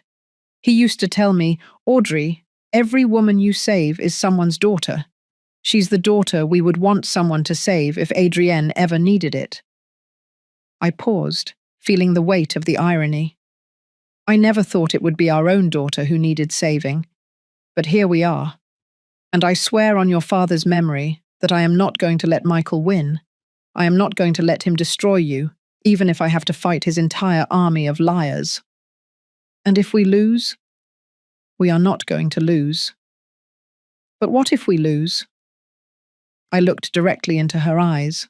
Then we will lose knowing that we fought with the truth, that we did not surrender, that we did not allow fear to dictate our decisions. And that, honey, that is a victory in itself. We stayed there, embracing, while outside the city went on with its indifferent rhythm. The next day, I received a call that changed everything. It was Commander Vance. Attorney, I need you to come to the station. Now. What happened? We have new evidence. Evidence that you are going to want to see personally. What kind of evidence? An anonymous package arrived this morning with documents, photographs, and recordings. My heart raced. Recordings of what? Conversations between Michael and his mother, planning exactly how to destroy Adrienne, how to fabricate false evidence, how to use their contacts to ruin her reputation. Where did the package come from? We don't know. It was left at the station entrance during the night. No return address. But attorney, the content is gold. It's exactly what we need to strengthen the case. I'm on my way. I hung up and looked at Adrienne. Get dressed. We have to go to the station. What happened? Someone is helping us. And I think, finally, we are going to see the complete truth. In the car toward the station, my mind worked at full speed. Who had sent that package? Why? Was it someone from Michael's circle who had had enough? Was it someone seeking personal revenge? It didn't matter. What mattered was that finally, we had the missing pieces. And I was about to discover that the truth was much darker than I had imagined. Because what those recordings revealed was not just a plan to destroy us, it was evidence of something much worse. Something that confirmed my worst suspicions about Helen, and something that explained why Michael was exactly the way he was. I still wonder if I did the right thing by moving forward. Sometimes justice has a very high price. What about you? What would you have done in my place? The station's evidence room smelled of old coffee and paper. Commander Vance was waiting for us with a cardboard box on the table. A simple box, unmarked, sealed with ordinary adhesive tape. Nothing special in appearance, but I knew that what it contained could change everything. It arrived at 4 a.m, the commander explained while putting on latex gloves. Security cameras caught a person dropping it off. Medium height, completely covered in a hoodie and cap. Impossible to identify. Fingerprints? I asked. None useful. Whoever did this knew what they were doing. He opened the box slowly. Inside were manila folders, several USB drives, and a large manila envelope. Let's start with this, he said, taking out one of the USB drives and plugging it into a computer. The screen lit up. It was an audio file. The commander pressed play. Helen's voice filled the room. It was unmistakable. that saccharine tone that I had learned to recognize. Don't be naive, Michael. That little girl and her mother are not going to stop. They have to understand who we are, who we've always been. Michael's voice responded. I already sent her the messages like you said. She's doubting, Mum. I can feel it. It's not enough for her to doubt. We need to completely destroy her credibility. I've already hired the public relations team. They are going to handle the blog, the social media, everything. By the weekend, half the city is going to think Adrienne is a calculating liar. And the lawyer? The mother? That one is trickier. She has a solid reputation. But everyone has secrets. I already put my private investigator on it. If he doesn't find anything real, we'll fabricate something. A false complaint to the IRS is already underway. Adrienne covered her mouth with her hand. Tears streamed down her face. The recording continued. Michael, listen closely. This you are experiencing is exactly what I experienced with your father. He also wanted to defy me. He also thought he could control me. And what did you do? A long pause. So long I thought the recording had cut off. What I had to do, what you have to be willing to do if Adrienne doesn't come to her senses. Mom. Don't say Mom in that tone. I raised you. I sacrificed everything for you. After your father, after I had to deal with him, I worked double shifts to give you everything. And now you're going to let a spoiled little girl and her mother destroy what we built? No, of course not. Then listen to the plan. The commander paused the recording. There are 4 more hours, he said. Conversations recorded over the last 3 weeks. All at Helen's house. According to ambient sound analysis, someone planted listening devices there. Who? Adrienne asked, her voice cracking. We don't know, but whoever it was gave us exactly what we needed. He opened one of the folders. It contained photographs. The first was of an official document, a death certificate. Ray Matthews, the commander read, Helen's husband, died 11 years ago from severe craniocerebral trauma after falling down the stairs of his residence in Chicago. He moved on to the next photo. It was a forensic report. The original report indicated accidental death, but look at this. He pointed to a section highlighted in yellow. The medical examiner who performed the autopsy left marginal notes, notes that never made it into the official report. It says, injury pattern inconsistent with accidental fall. Multiple head contusions suggest repeated blows. Recommend further investigation. Why wasn't it investigated? I asked. Because the case was quickly closed by the prosecutor in charge, a man named Edward Matthews. Another Matthews? Ray's brother, Michael's uncle, the same one who is now a magistrate, and who tried to suspend the restraining order. The pieces clicked into place with terrifying clarity. Helen killed her husband, I said aloud, and the family covered it up. That's what the evidence suggests, the commander confirmed. But there's more. He pulled out another folder. It contained old photographs. One was of a handsome young man, smiling next to a much younger Helen. Ray Matthews in 1990, the commander explained. Successful engineer, came from a well-off family, married Helen when she was 22 and he was 30. He moved on to more photographs. A sequence that showed Ray at different ages. His smile progressively faded. In the last photos, his face showed tension, exhaustion, fear. According to testimonies from neighbors at the time, the marriage was problematic. Helen was extremely controlling. There were reports of yelling, broken objects, but in those years, no one intervened in family matters.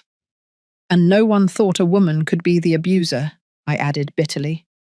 Exactly. The last year of Ray's life, several acquaintances noticed changes in him. He was thinner, more nervous.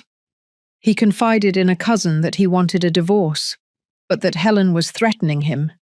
She said that if he left her, she would make sure he never saw his son. And no one did anything? The cousin testified in the original investigation, but his testimony was dismissed as unsubstantiated speculation.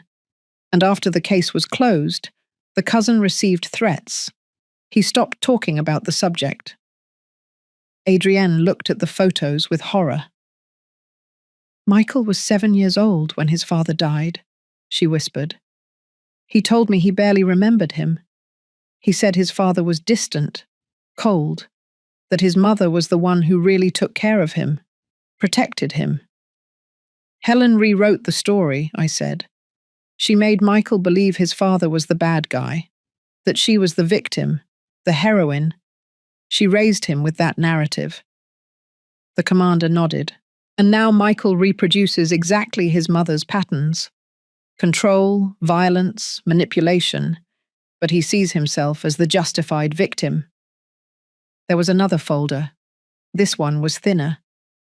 "This," the commander said with a grave voice, "is the most disturbing."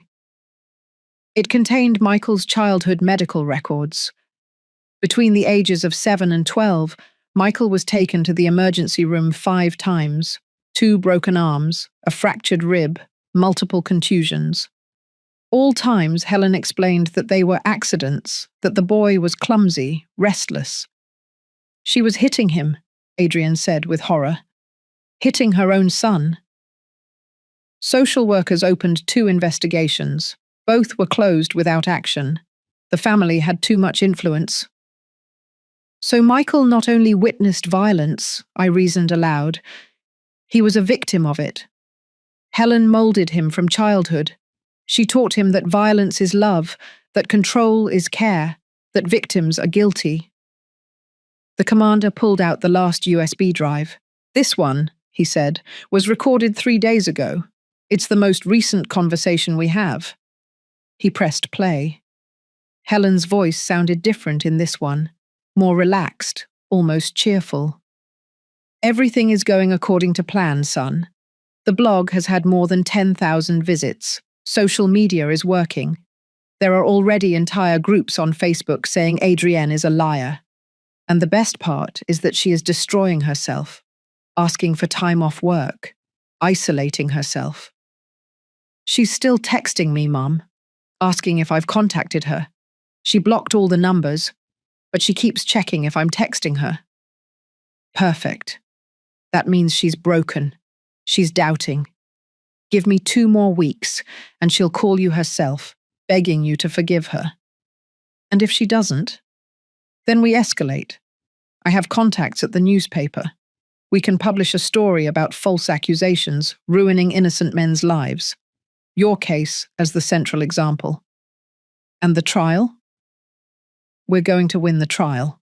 Your uncle is making sure the case goes to the right judge. And if for some reason it doesn't work, we can always appeal. These kinds of cases can last years. By the time it's over, Adrienne is going to be so exhausted that she'll accept any settlement." "And the mother?" "Audrey." Helen's voice hardened. "That's a different problem. She is stubborn.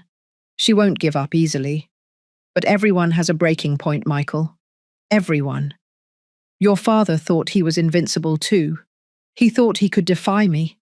And look how he ended up." A cold laugh. Silence in the recording. "Mum? You?" "What, me, son? Do you think your mother is capable of doing what is necessary to protect her family? Well, I am. I always have been. And if Audrey Vance doesn't understand that she must back down, she can also have an accident." "You can't be serious." "I'm completely serious. No one threatens my son. No one takes what is ours. I learned it from my own mother, who taught me that weak women are trampled, but strong women do whatever is necessary to survive. Michael, when you have children, you'll understand. You would do anything to protect them. Anything." The recording ended. The silence in the room was absolute. Adrienne was visibly trembling. I hugged her as the weight of what we had just heard settled in all of us. "It's a confession," I said finally. "A confession of murder and a direct threat against me. It's enough to reopen the investigation into Ray Matthews' death," the commander confirmed, "and to add charges of serious threats against Helen." "But is it admissible in court?" I asked. "These recordings were obtained without a warrant, without consent." "Therein lies the problem," the commander admitted. "Technically, no, but we can use them as a basis to obtain legal warrants, to open official investigations, to get testimonies." "And the anonymous package? Who sent it?" "I still don't know, but whoever it is has close access to Helen. They were in her house long enough to plant devices. They know her routine, and they want her to pay." "A family member?" Adrienne suggested. "Possibly, or an employee, or someone who was a victim of Helen in the past and finally decided to act." I got up and walked toward the window of the room. Outside, the city continued at its normal pace. People going to work, children walking to school, street vendors setting up their stands, ordinary life. While we were here, discovering that we had been fighting against something much darker than a simple domestic violence case. We had been fighting against generations of violence, against an entire family system built on abuse, control, and cover-up. "What do we do now?" Adrienne asked behind me. I turned to look at her. My daughter, my beautiful, brilliant daughter, who had had the misfortune of falling in love with the product of this horror. "Now," I said, "we use every piece of this evidence. We reopen Ray Matthews' investigation, we file additional charges against Helen, and we make sure Michael understands that he was raised by a murderer." "Do you think that will change anything?" Adrienne asked. "Do you think that if Michael knows the truth about his mother, he will change?" "No," I said honestly. "Probably not, but he deserves to know the truth, and more importantly, he deserves to have the power he has over you taken away." The commander gathered all the folders. "I will initiate formal proceedings today," he said. "But attorney, I need to warn you about something." "What?" "If we attack Helen this way, if we reopen her husband's case, the whole family is going to counterattack. They're going to use every resource they have. It's going to get ugly." "It's already ugly," I replied. "It can't get worse." But I was wrong. It can always get worse. 3 days after receiving the evidence, things escalated in ways I didn't anticipate.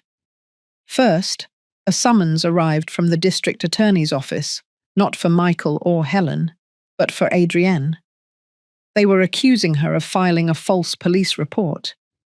They said they had new evidence that she had fabricated the abuse story, that she had a financial motive for doing so.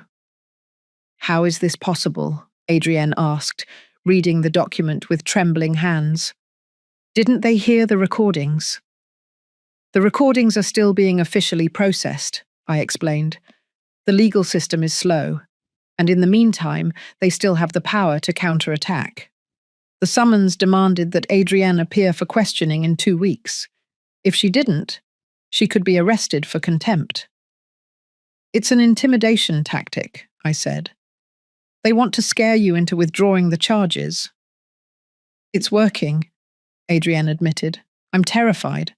Second, my firm received a visit from IRS auditors.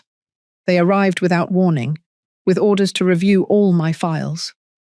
Lucy called me in a panic.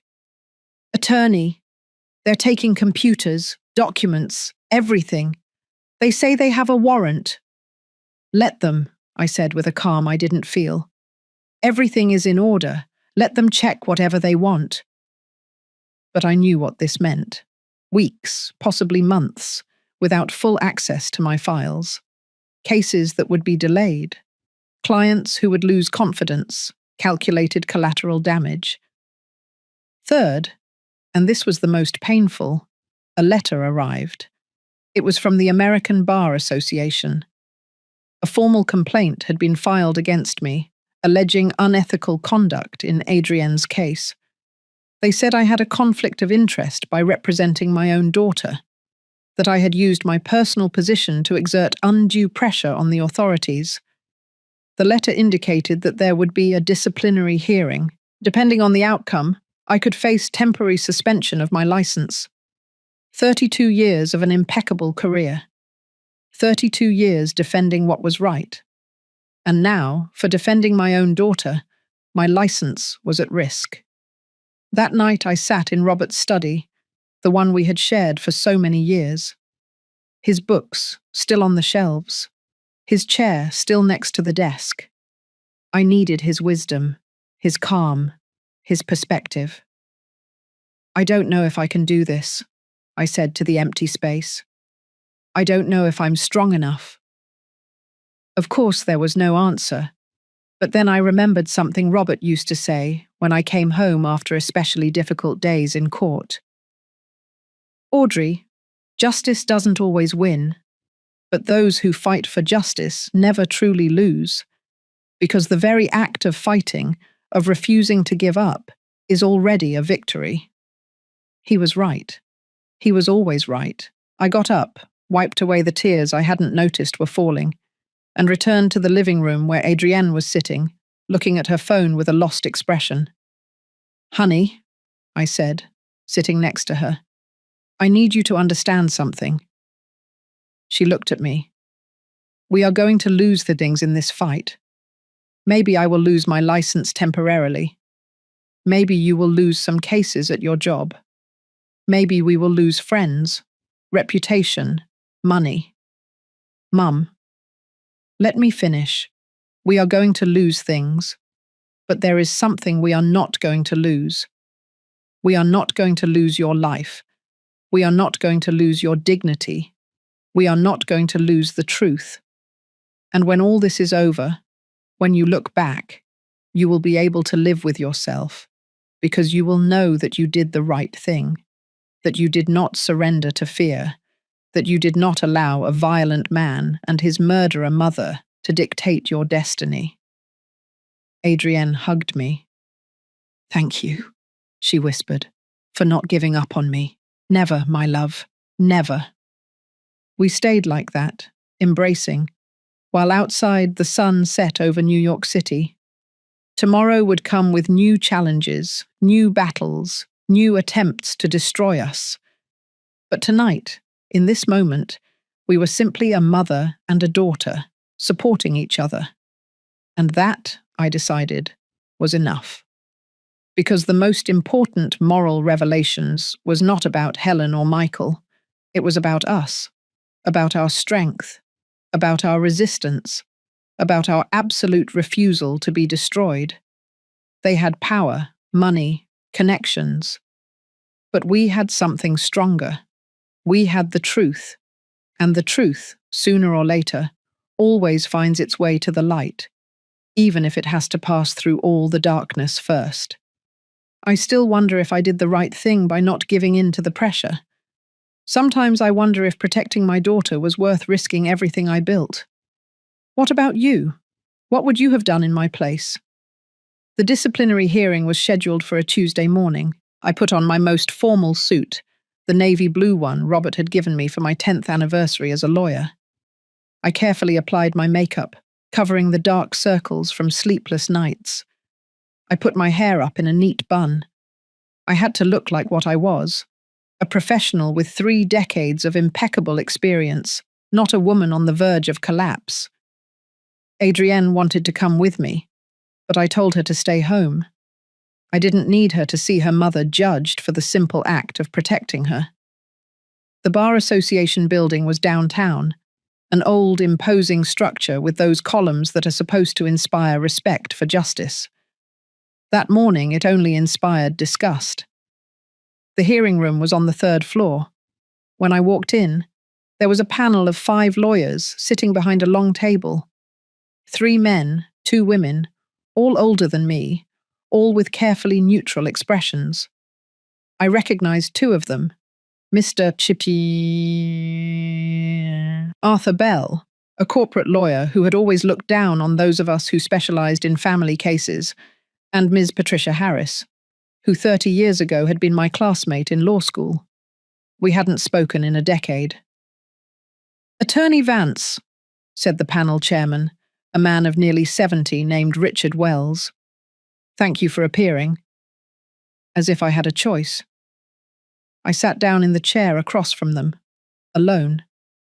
My lawyer, a colleague who had offered to represent me at no cost, was sitting behind me. But this was my battle. "This hearing," Mr. Wells began, "has been convened to review a complaint filed against you for alleged unethical conduct in the case against Mr. Michael Matthews. Do you understand the charges?" "I understand them," I said in a firm voice, "and I completely reject them. The complaint alleges that you have a conflict of interest in representing your daughter, that you used your personal influence with authorities to expedite an arrest without due investigation, and that you have conducted a defamation campaign against Mr. Matthews and his family." Every word was a carefully constructed lie, but presented with that formal legal language, it sounded almost credible. "Mr. Wells," I said, "my daughter was a victim of domestic violence in my presence. I was a direct witness. There is no conflict of interest in protecting a victim, especially when that victim is your own daughter. In fact, any mother who did not act under those circumstances would be the one who deserved to be questioned." "But as an attorney," Mr. Bell intervened with that condescending tone that so irritated me, "you should have known that the most appropriate course of actions was to recommend your daughter seek independent representation. Your personal involvement compromises objectivity." "Objectivity?" I repeated, feeling the rage rise. "You want to talk about objectivity when my daughter was bleeding on the floor of a dining room? When her husband had just hit her 3 times in front of me?" "Attorney Vance," Mr. Wells said in a warning tone, "maintain a professional demeanor." I took a deep breath. I contained the words I really wanted to say. "My apologies. What I am trying to explain is that I acted within my rights and responsibilities, as a citizen, as a witness, and as a mother. At no time did I violate the ethical rules of our profession." Ms. Harris spoke for the first time.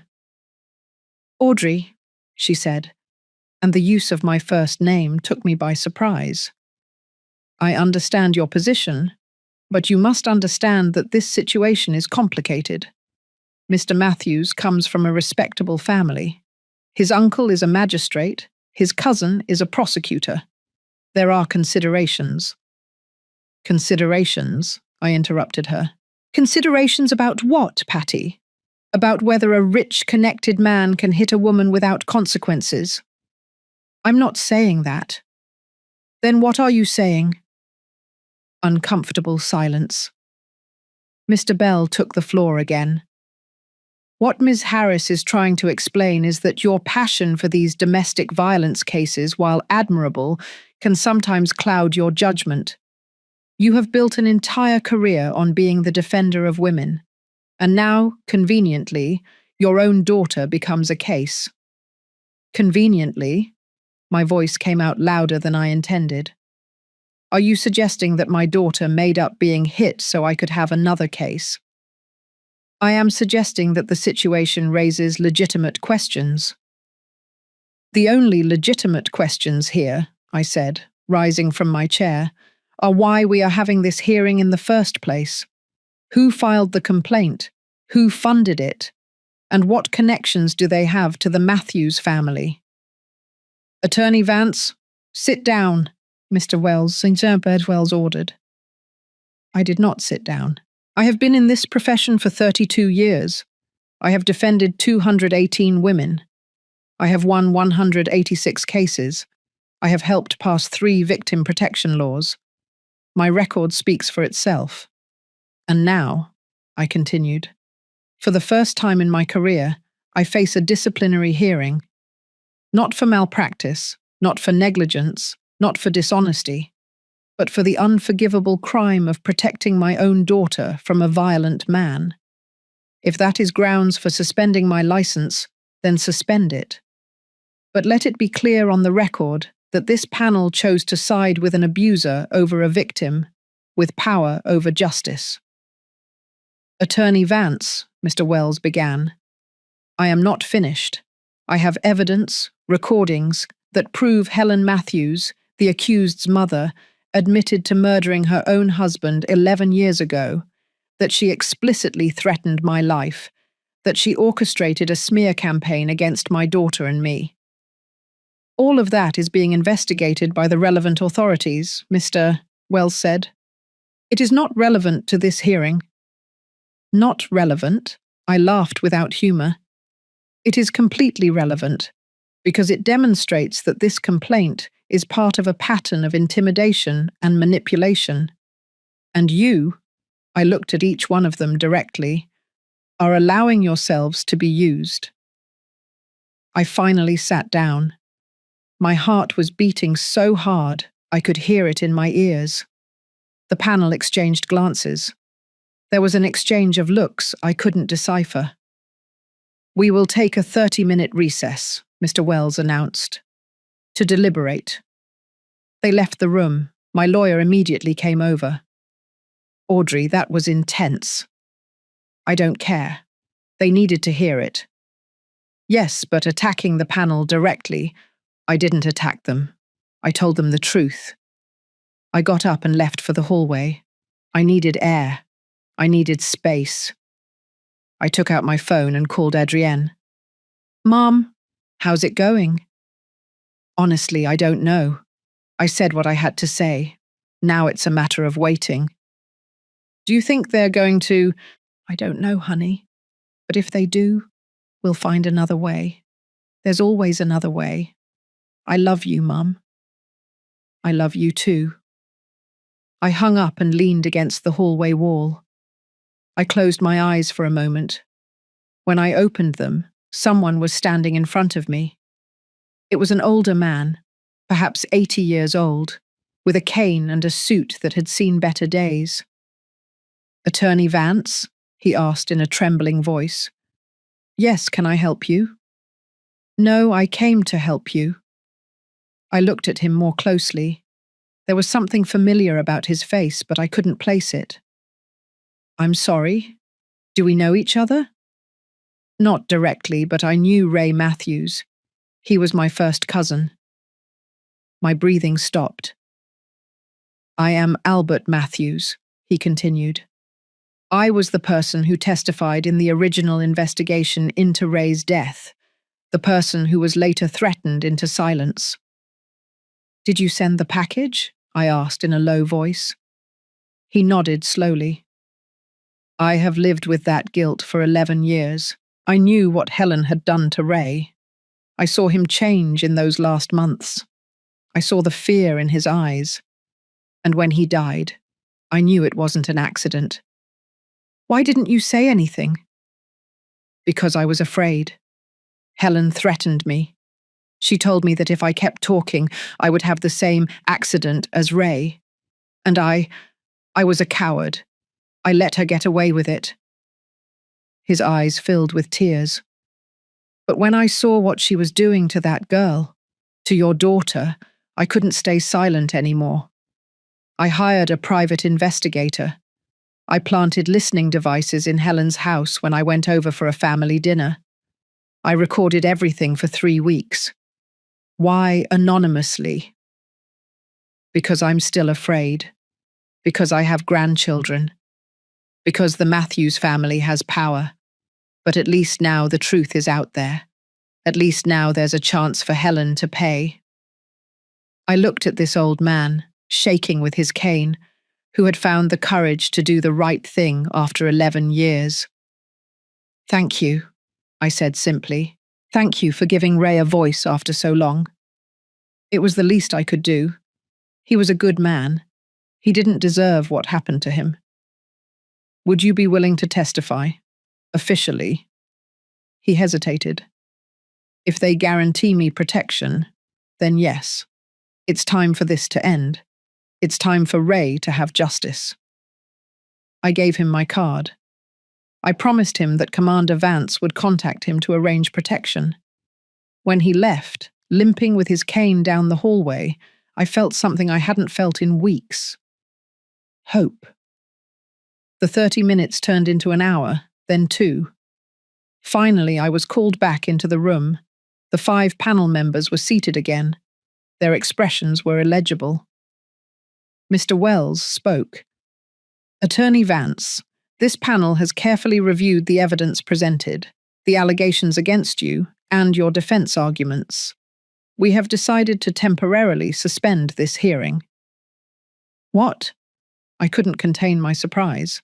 Given the new revelations regarding the Matthews case and the evidence being processed by criminal authorities, we deem it premature to issue a judgment on your professional conduct at this time. The hearing will be postponed indefinitely, pending the resolution of the criminal case. Your license will remain active during this time. It wasn't a victory, but it wasn't a defeat either. It was a postponement, a temporary truce. However, Mr. Wells continued, it must be clear that if it is determined at any point that you acted unethically, this hearing will be resumed. I understand, I said. You may leave. I got up. I didn't say anything else. There was nothing more to say. When I left the building, the sun was at its highest point. It was hot. The city was bustling with normal life.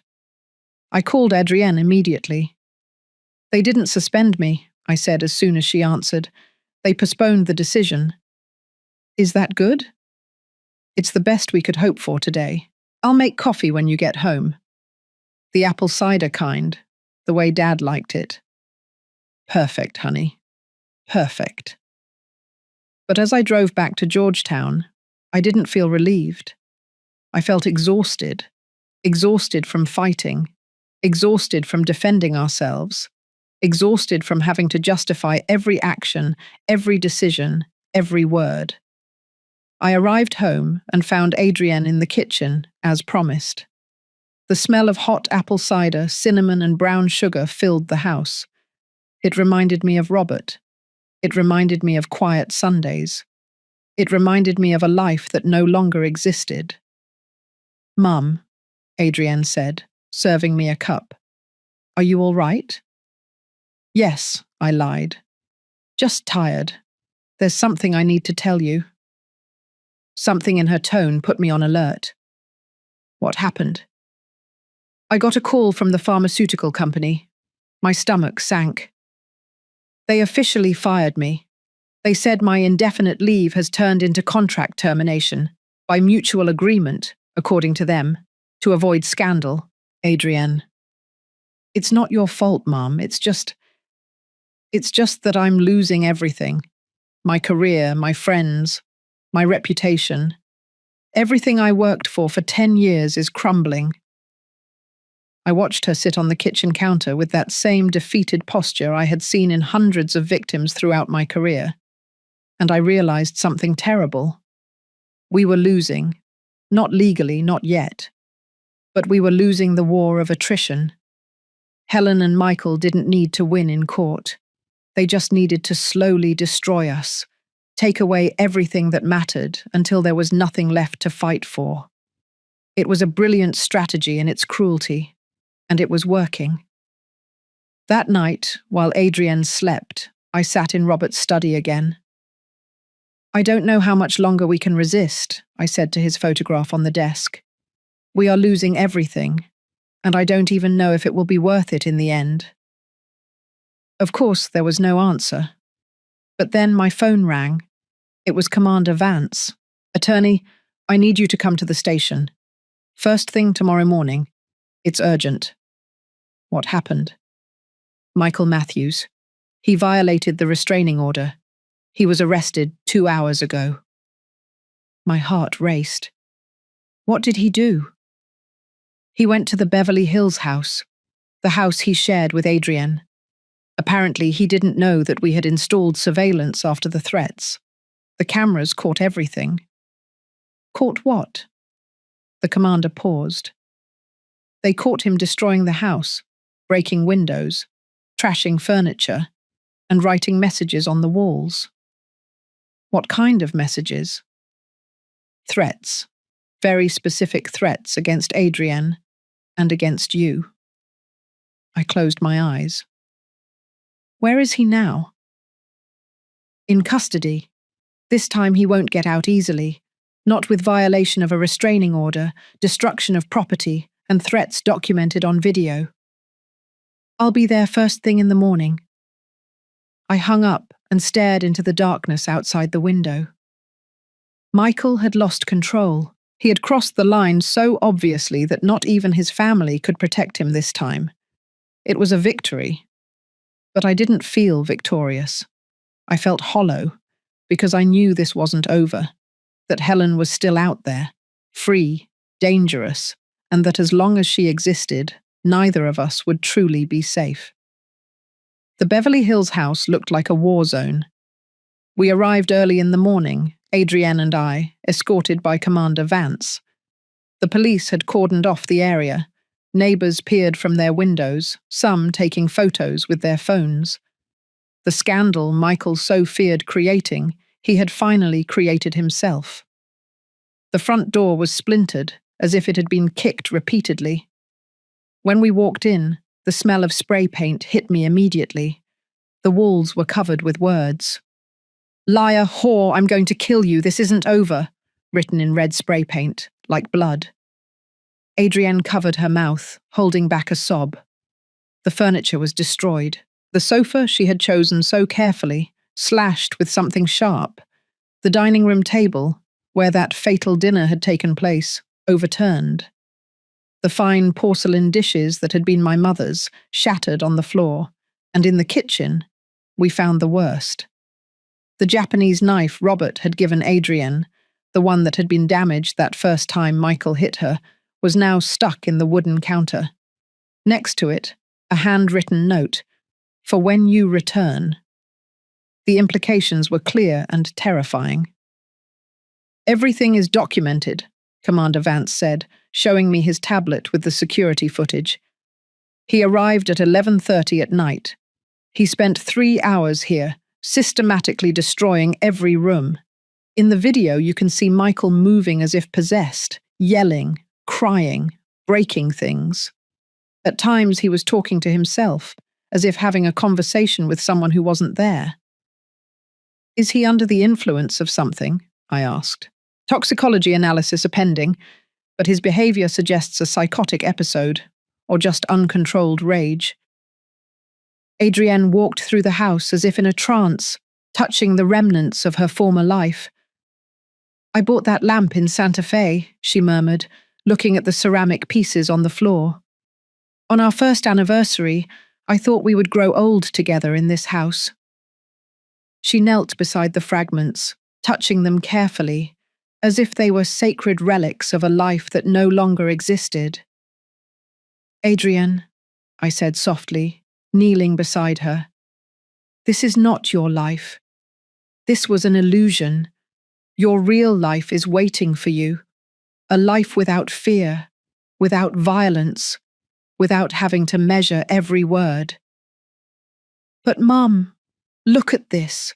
Look what my marriage turned into. Walls with threats, destroyed furniture. How did we get here?" "Because you married a sick man, raised by a sick woman. It's not your fault." "But I chose him. I said yes. I ignored all the signs." "Because he fooled you, because that's what abusers do. They present themselves as Prince Charming until the trap closes." I helped her up, her knees trembling. "Do you want to take anything?" I asked. "Anything you want to keep?" She looked around. The shattered living room, the ruined dining room, the kitchen stained with hatred. "No," she finally said. "I don't want anything from here. This house is cursed with his violence, with his rage. Let it rot." It was the first time I had heard genuine clarity in her voice since all this began. But there is something I need to do, she continued. What? I need to see him. Michael? Yes, I need to look him in the eyes one last time. I need to tell him what I never could when we were together. Commander Vance listened to us. I can arrange it, he said. He's in custody. He's technically still entitled to visits from his wife. But, attorney, he looked directly at me. Are you sure this is a good idea? No, I admitted. I'm not sure, but it is Adrienne's decision. We looked at my daughter. I'm sure, she said firmly. I need to do this. For me. 2 hours later, we were in the jail's visitation room. Adrienne had changed her clothes, putting on a simple but elegant dress. She had put on light makeup. She looked beautiful, strong, nothing like the broken woman Michael expected to find. I was sitting outside, watching through the glass of a door. Commander Vance was by my side, along with 2 security guards. If he makes any threatening moves, the commander assured me, we'll go in immediately. I nodded. Michael entered the room in handcuffs. He had lost weight. He had deep dark circles under his eyes. His jail uniform was too big for him. He no longer looked like the successful, well-dressed engineer I had met 5 years ago. He looked like what he was, a man destroyed by his own violence.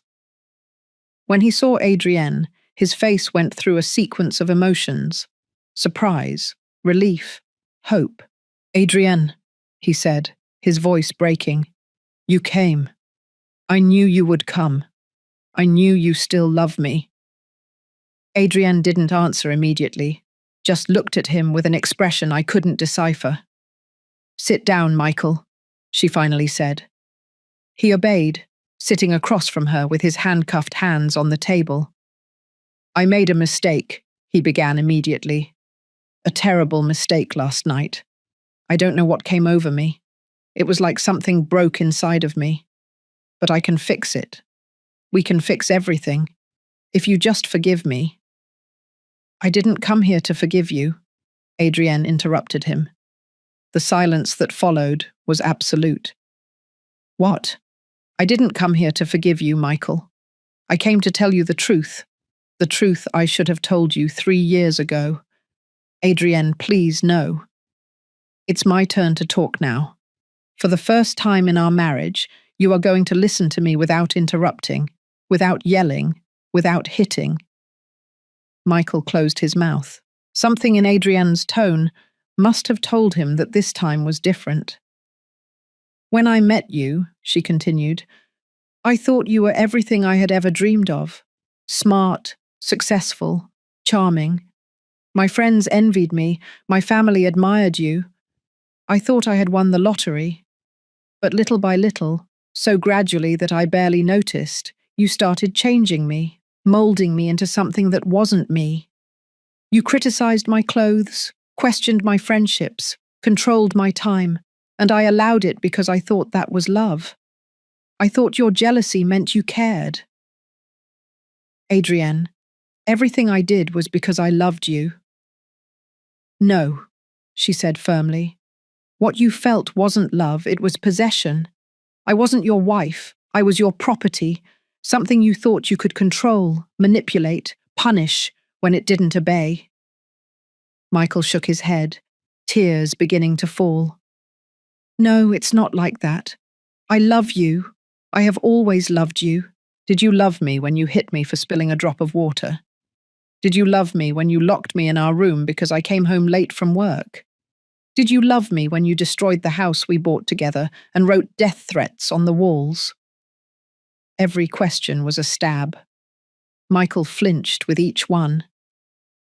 Your mother taught you that this is how you love, Adrienne continued, because that's how she loved your father, with control, with violence, with the belief that she had rights over his life. Don't bring my mother into this. Your mother murdered your father, Michael. She killed him and made you believe it was an accident. She raised you with that lie. She taught you that violence was normal, that control was affection, that victims were guilty.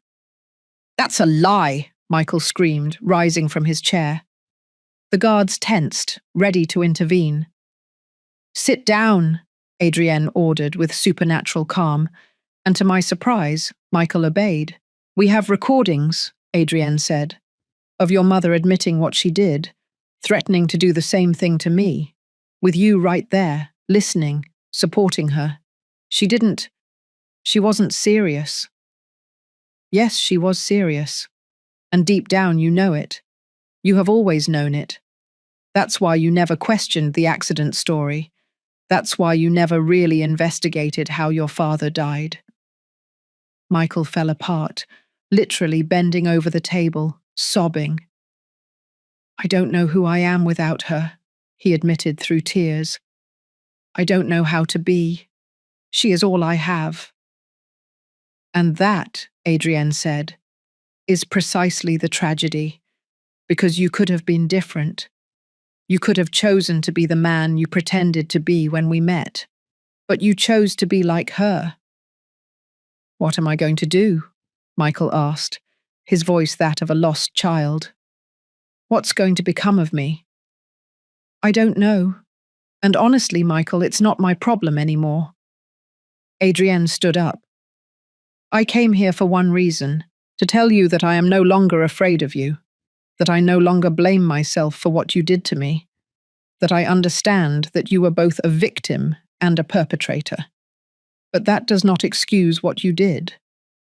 I came to tell you that I am starting divorce proceedings, that I am going to get my house back, my money, my life, and that never, ever again will you have power over me. Adrienne, please don't go. Goodbye, Michael. I hope that someday, in some prison cell, you find the real therapy you need. Not for me, but for you, and for any woman who has the misfortune of crossing your path in the future. She turned and walked toward the door. Adrienne, Michael screamed. Adrienne, I love you. I will always love you. She stopped at the door without turning around. Love doesn't hurt, Michael. What you felt was never love. And she left.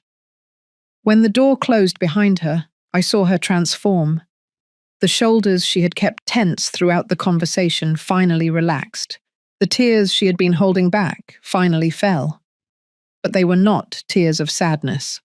They were tears of liberation. I hugged her in the hallway, while Michael continued screaming her name from the visitation room. Is it over? I whispered. Is it done? Yes, she replied. It's done. That night, back at the Georgetown house, Adrienne walked into Robert's study, the same one where I had spent so many nights seeking his silent counsel. I found her there, looking at his photograph on the desk.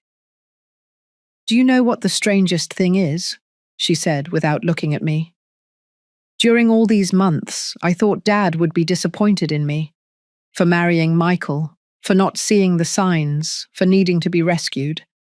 Your father would never have been disappointed in you. I know it now, because Dad taught me what real love was. He showed me what a marriage should be like. Mutual respect, unconditional support, constant kindness. That's why I knew something was wrong with Michael, she continued, because Dad set the standard, and Michael never came close to meeting it. She turned to me. Thank you, Mum, for not giving up, for fighting when I couldn't, for being strong when I was broken. Always, honey, always. We hugged in that study that smelled of old books and coffee, surrounded by the memories of a man who had taught us what it meant to love correctly. The next day, we formally began the divorce proceedings. We also filed additional charges for destruction of property and threats. With the security footage, it was an open and shut case. Michael now faced multiple charges: domestic violence, violation of a restraining order, destruction of property, threats.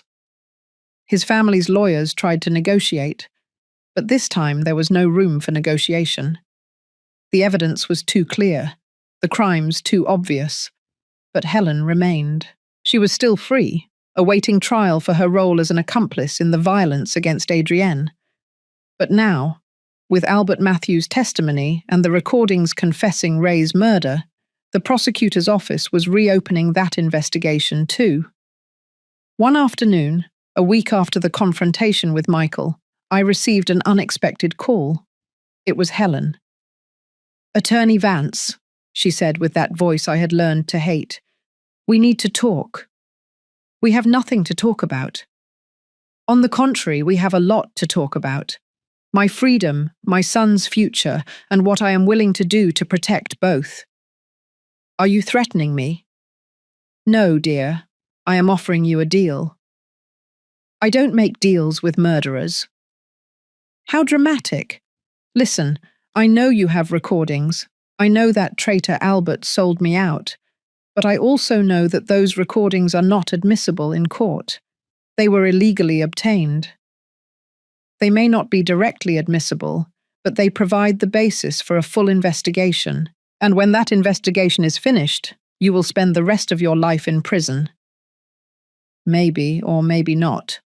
My family has resources, good lawyers, connections. We can prolong this for years, decades. What is your point?" "My point is that we are both tired. You, your daughter, me, my son. We have all lost something in this war. Wouldn't it be better for everyone if we just ended this?" "How?" "You withdraw the charges against Michael. You convince Adrienne to accept an amicable divorce without compensation. And I will make sure the investigation into Ray stalls.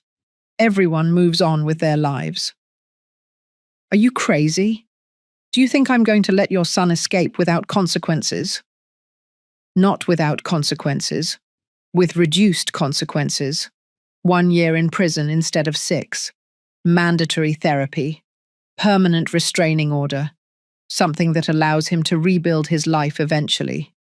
He hit my daughter. He threatened her life. He destroyed her property.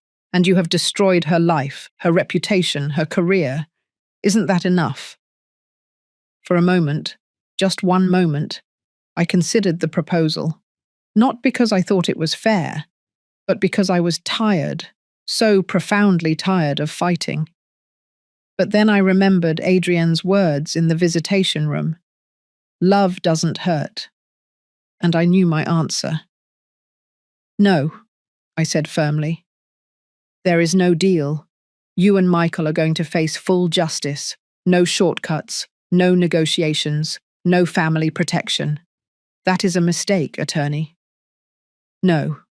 Accepting your offer would be the mistake, because it would send the message that money and connections can buy impunity. And I have dedicated my life to proving the opposite. You will regret this." "I doubt it. But Helen, there is something I want you to know." "What?" "Ray is going to have justice. Finally, after 11 years, his death is going to be properly investigated. His name will be cleared. And you are going to face what you did to him. You can't prove anything. I have your confession on audio. I have Albert's testimony. I have the original forensic reports with the doctor's notes. And I have something else." "What?" "I have time. All the time in the world to make sure you pay." I hung up before she could respond. That night, sitting in the garden of the house, looking at the stars, I felt something I hadn't felt in months. Peace. Not because everything was resolved. The trial was still pending. There were still battles to be fought. But because finally, we had taken control of the narrative. We were no longer victims fleeing danger. We were warriors choosing our battlefield. And in that choice, in that silent shift from fear to action, we found our true strength. Adrienne came out to the garden and sat next to me. "What are you thinking about?" she asked. "Your father. About how proud he would be of you." Of me? Why? Because you confronted your abuser. You told him the truth. You freed yourself. That requires a courage that most people never find. I learned it from you. No, you had it inside you all along. I just helped you remember it. We stayed there, mother and daughter, under the night sky of New York City. We had lost a lot in this war. Friends, reputations, time, innocence. But we had gained something more valuable. We had gained our dignity. And that, we decided that night, was enough. The trial of Michael lasted 3 weeks. I was present every day. Adrienne, too. At first with fear, but firmer every day. The defense tried everything. They pleaded temporary mental disorder. They argued that Adrienne had provoked him. They presented witnesses who said my daughter was manipulative. But the evidence was irrefutable. The security footage, the medical reports, the photographs of the destroyed house, and my testimony as a direct witness to that dinner. The jury deliberated 2 hours. Guilty on all counts. 5 years in prison. Permanent restraining order. Mandatory psychological therapy. When the verdict was read, Michael did not cry. He just looked at Adrienne with an empty expression, as if he finally understood that he had lost forever. Helen, sitting in the gallery, did cry. But they were not tears of remorse. They were tears of impotent rage. Her trial came 2 months later. The reopening of the investigation into Ray Matthews' death had revealed more than we expected. Testimonies from neighbors who were never heard. Medical records that demonstrated a pattern of injuries on Ray.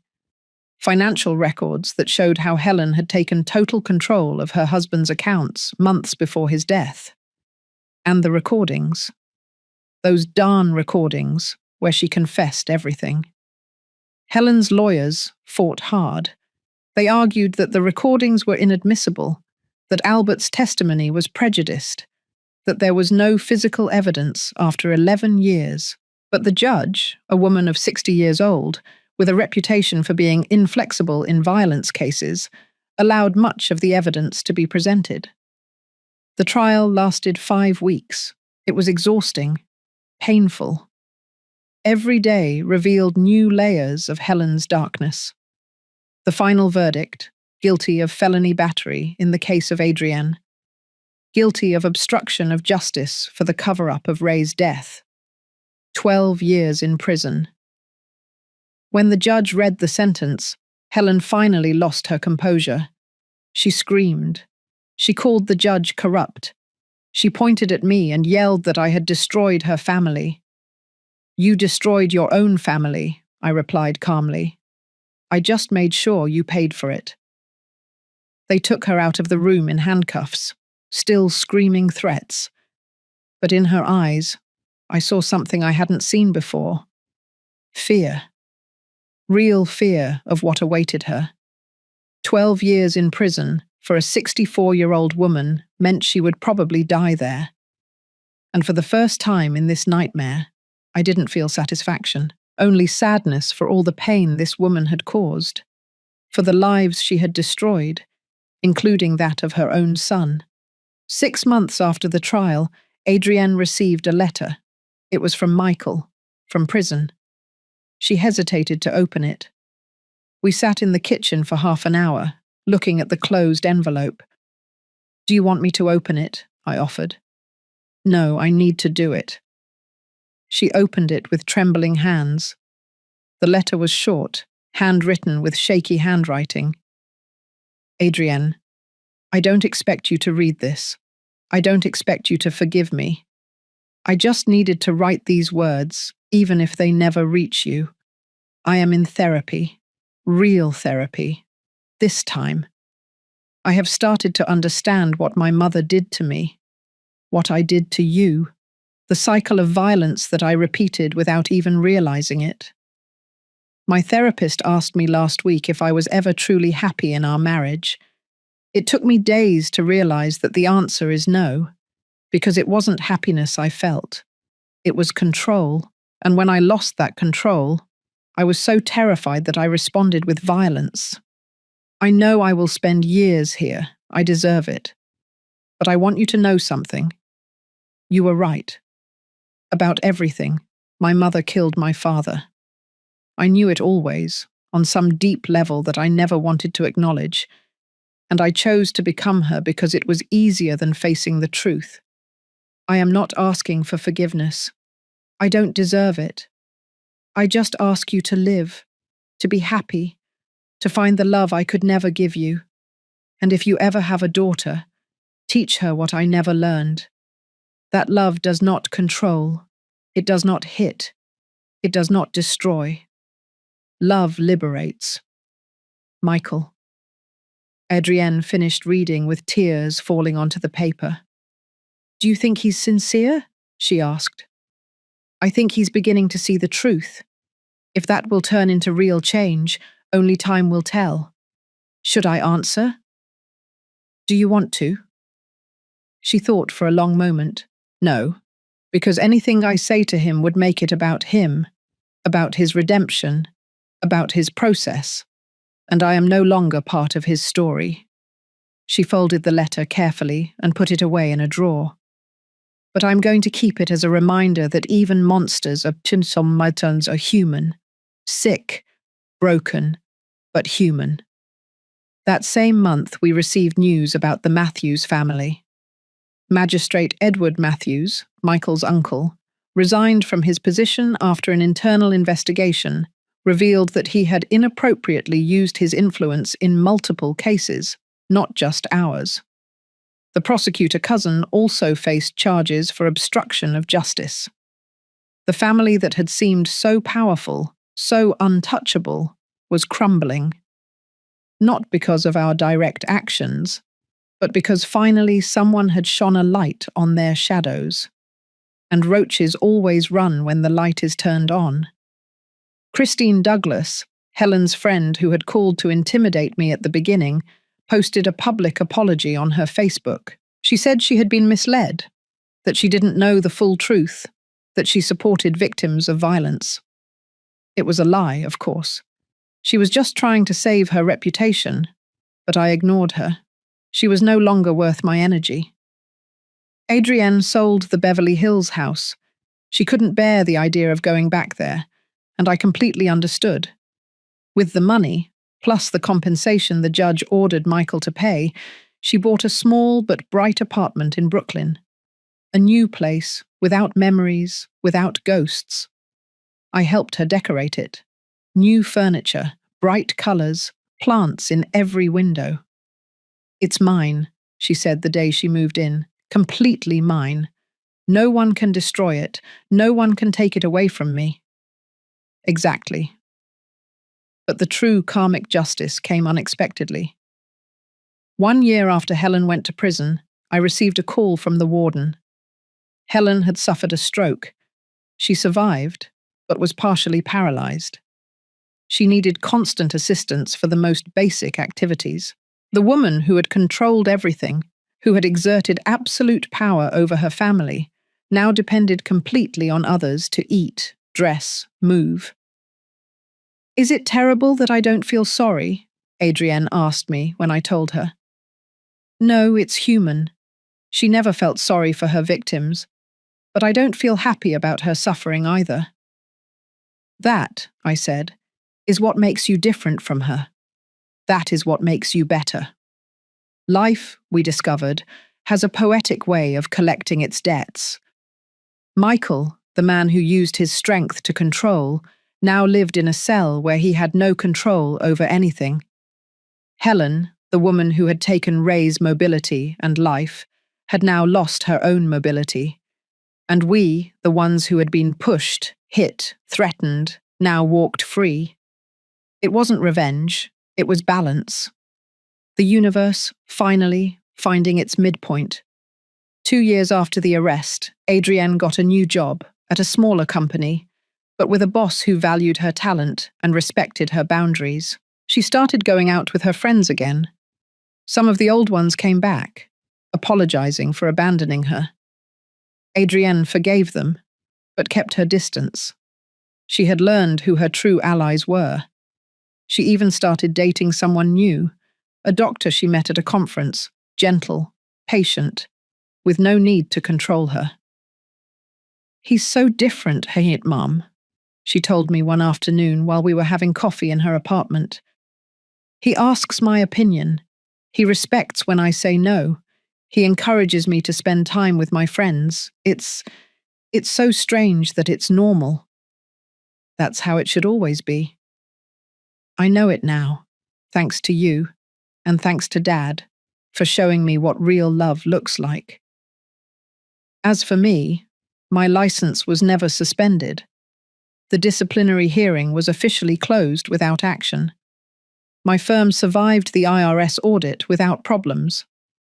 And more importantly, I received calls from 5 different women saying that my case with Adrienne had given them the courage to report their own abusers.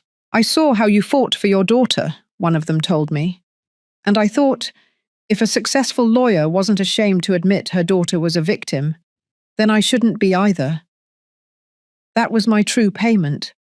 Not money, not public recognition, but knowing that our nightmare had illuminated the path for others.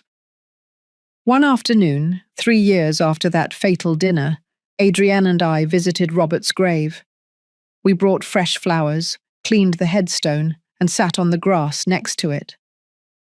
"Hi, Dad," Adrienne said. "I'm sorry I haven't visited in a while. I've been busy rebuilding my life. I want you to know that I'm fine. Finally, really fine. I have a job I love, I have true friends, and I met someone. Someone who treats me like you treated Mum, with respect, with kindness. And Mum," she continued, "Mum was exactly who you always said she was. A warrior, my hero." I silently wiped away tears. "We miss you," Adrienne said. "We miss you every day, but I think you would be proud of us, of how we survived, of how we fought." The wind blew softly, rustling the leaves of the nearby trees. And for a moment, just a moment, I could have sworn I heard Robert's laugh. His laugh that said, "Of course I'm proud. I always have been." We left the cemetery hand in hand, mother and daughter, walking toward the future. A future without fear, without violence, without having to look over our shoulders. Justice had been served.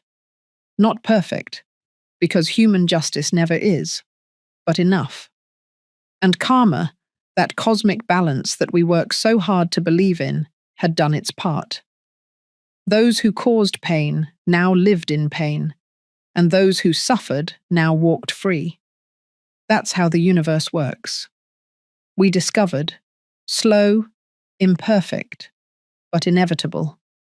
The truth always finds its way, and justice, though late, always arrives. Today marks 5 years since that dinner. 5 years since my blood ran cold upon hearing applause celebrating violence against my daughter. 5 years since I dialed that number and changed the course of our lives forever. I am sitting in my garden, the same one where Robert cultivated his herbs. The rosemary was finally pruned. The thyme is under control. The plants he loved now grow ordered, healthy, revived, like us. Adrienne comes to visit me every Sunday, no longer for barbecue ribs, although sometimes I prepare them in Robert's honor. She comes simply because she wants to, because our relationship is no longer marked by trauma, but by the love that was always there. Today she brought someone with her. "Mum," she says with a smile that lights up the entire garden, "I'd like you to meet Daniel, the doctor she met 2 years ago. The gentle man who treats her the way she always deserved to be treated. I watch him carefully as he greets me, the way he looks at Adrienne, the way he waits for her to speak first, the way he maintains a respectful distance until she invites him closer. I see respect. I see patience. I see real love." "It's a pleasure to meet you, Mrs. Vance," he says with genuine sincerity. Adrienne has told me so much about you, about everything you did for her. I only did what any mother would do. No, Adrienne says, taking my hand. Not any mother. Many mothers look the other way. Many mothers choose to believe the lies because the truth is too painful. But not you. You never looked the other way. We have lunch together in the garden. Light conversation, genuine laughter. Daniel tells stories from his work at the hospital. Adrienne talks about her new project at the pharmaceutical company, one that could help make medicines more accessible in rural communities. I'm returning to my purpose, she tells me, to doing science that matters, that helps. Your father would be so proud. I know. I feel like he's watching me, that they are both watching us.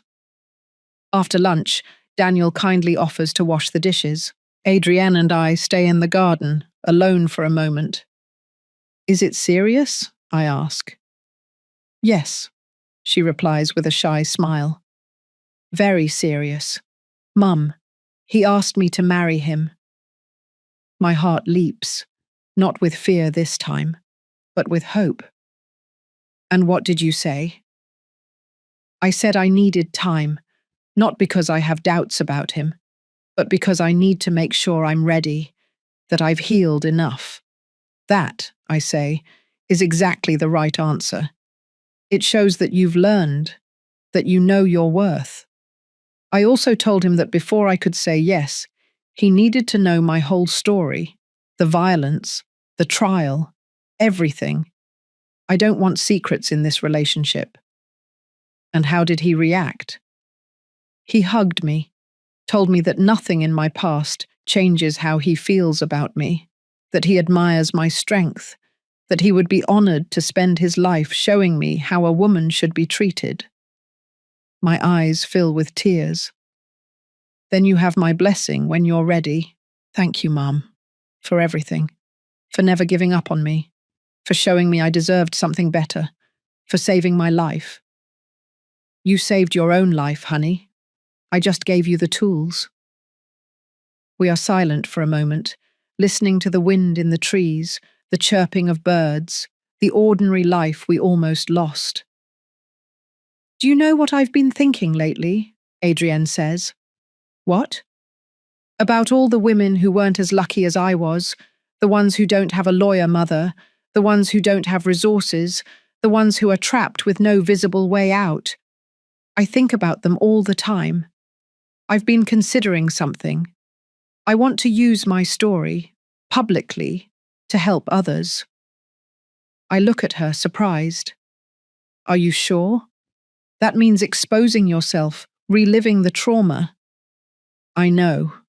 But Mum, if my story can help a single woman recognize the signs, have the courage to report, know that there is life after abuse, then it's worth it. My daughter, my beautiful, brave daughter. Then we will do it together. I will support you every step of the way. Daniel comes out of the kitchen, drying his hands. Am I interrupting something important? No, Adrienne says, standing up. We were just finishing. Ready to go? Whenever you are ready. They say goodbye. I watch them walk away, hand in hand, toward his car. And for the first time in 5 years, I feel complete peace because my daughter not only survived, she flourished. That night, alone at home, I open my laptop. I have been writing these memoirs for months. The complete story, every detail, not for me, but for the others. For the women sitting at family dinners, feeling that something is wrong, but unable to name it. For the ones who receive the first blow and wonder if they are overreacting. For the ones who love their abusers and hate themselves for it. For the mothers who suspect but are afraid to ask. I write the last line. If my story helps a single woman open her eyes, it will have been worth it. Every tear, every battle, every sleepless night. Because in the end, It is not about revenge, it is about justice. And justice begins when someone, somewhere says, "No more." I said no more that night in that dining room. When will you say it? I close the laptop. Tomorrow I will send it to be published. Tomorrow another battle will begin, this time to change hearts and minds. But tonight, I allow myself to simply be a 62-year-old woman. Mother, lawyer, widow, survivor. I pour myself a cup of hot apple cider, the last one Robert taught me to make, and I toast silently to my husband, who taught me what true love was, to my daughter, who found her strength in the darkness, to all the women who came before us, paving paths, and to all those who will come after, walking the paths we helped create. Violence did not win, fear did not win, corrupt power did not win. We won. Two women who refused to be silenced, who refused to be destroyed, who refused to accept that violence was their destiny. And in that refusal, in that resistance, we found something more precious than any legal victory.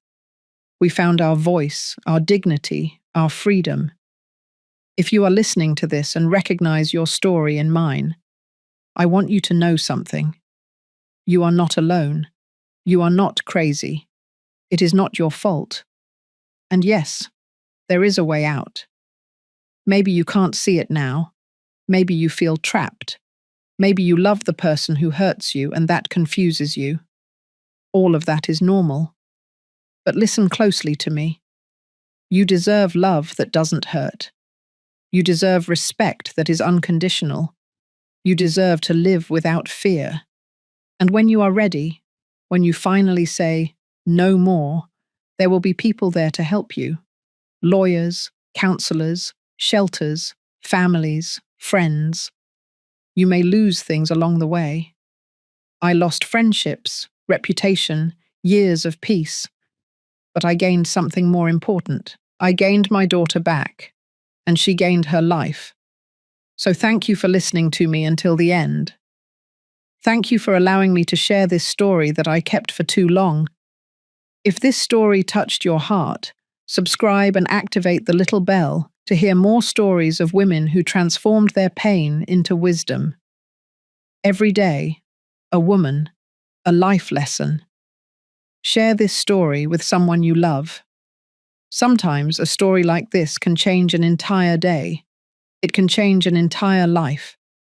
God bless you. And remember, true love never hurts. Never.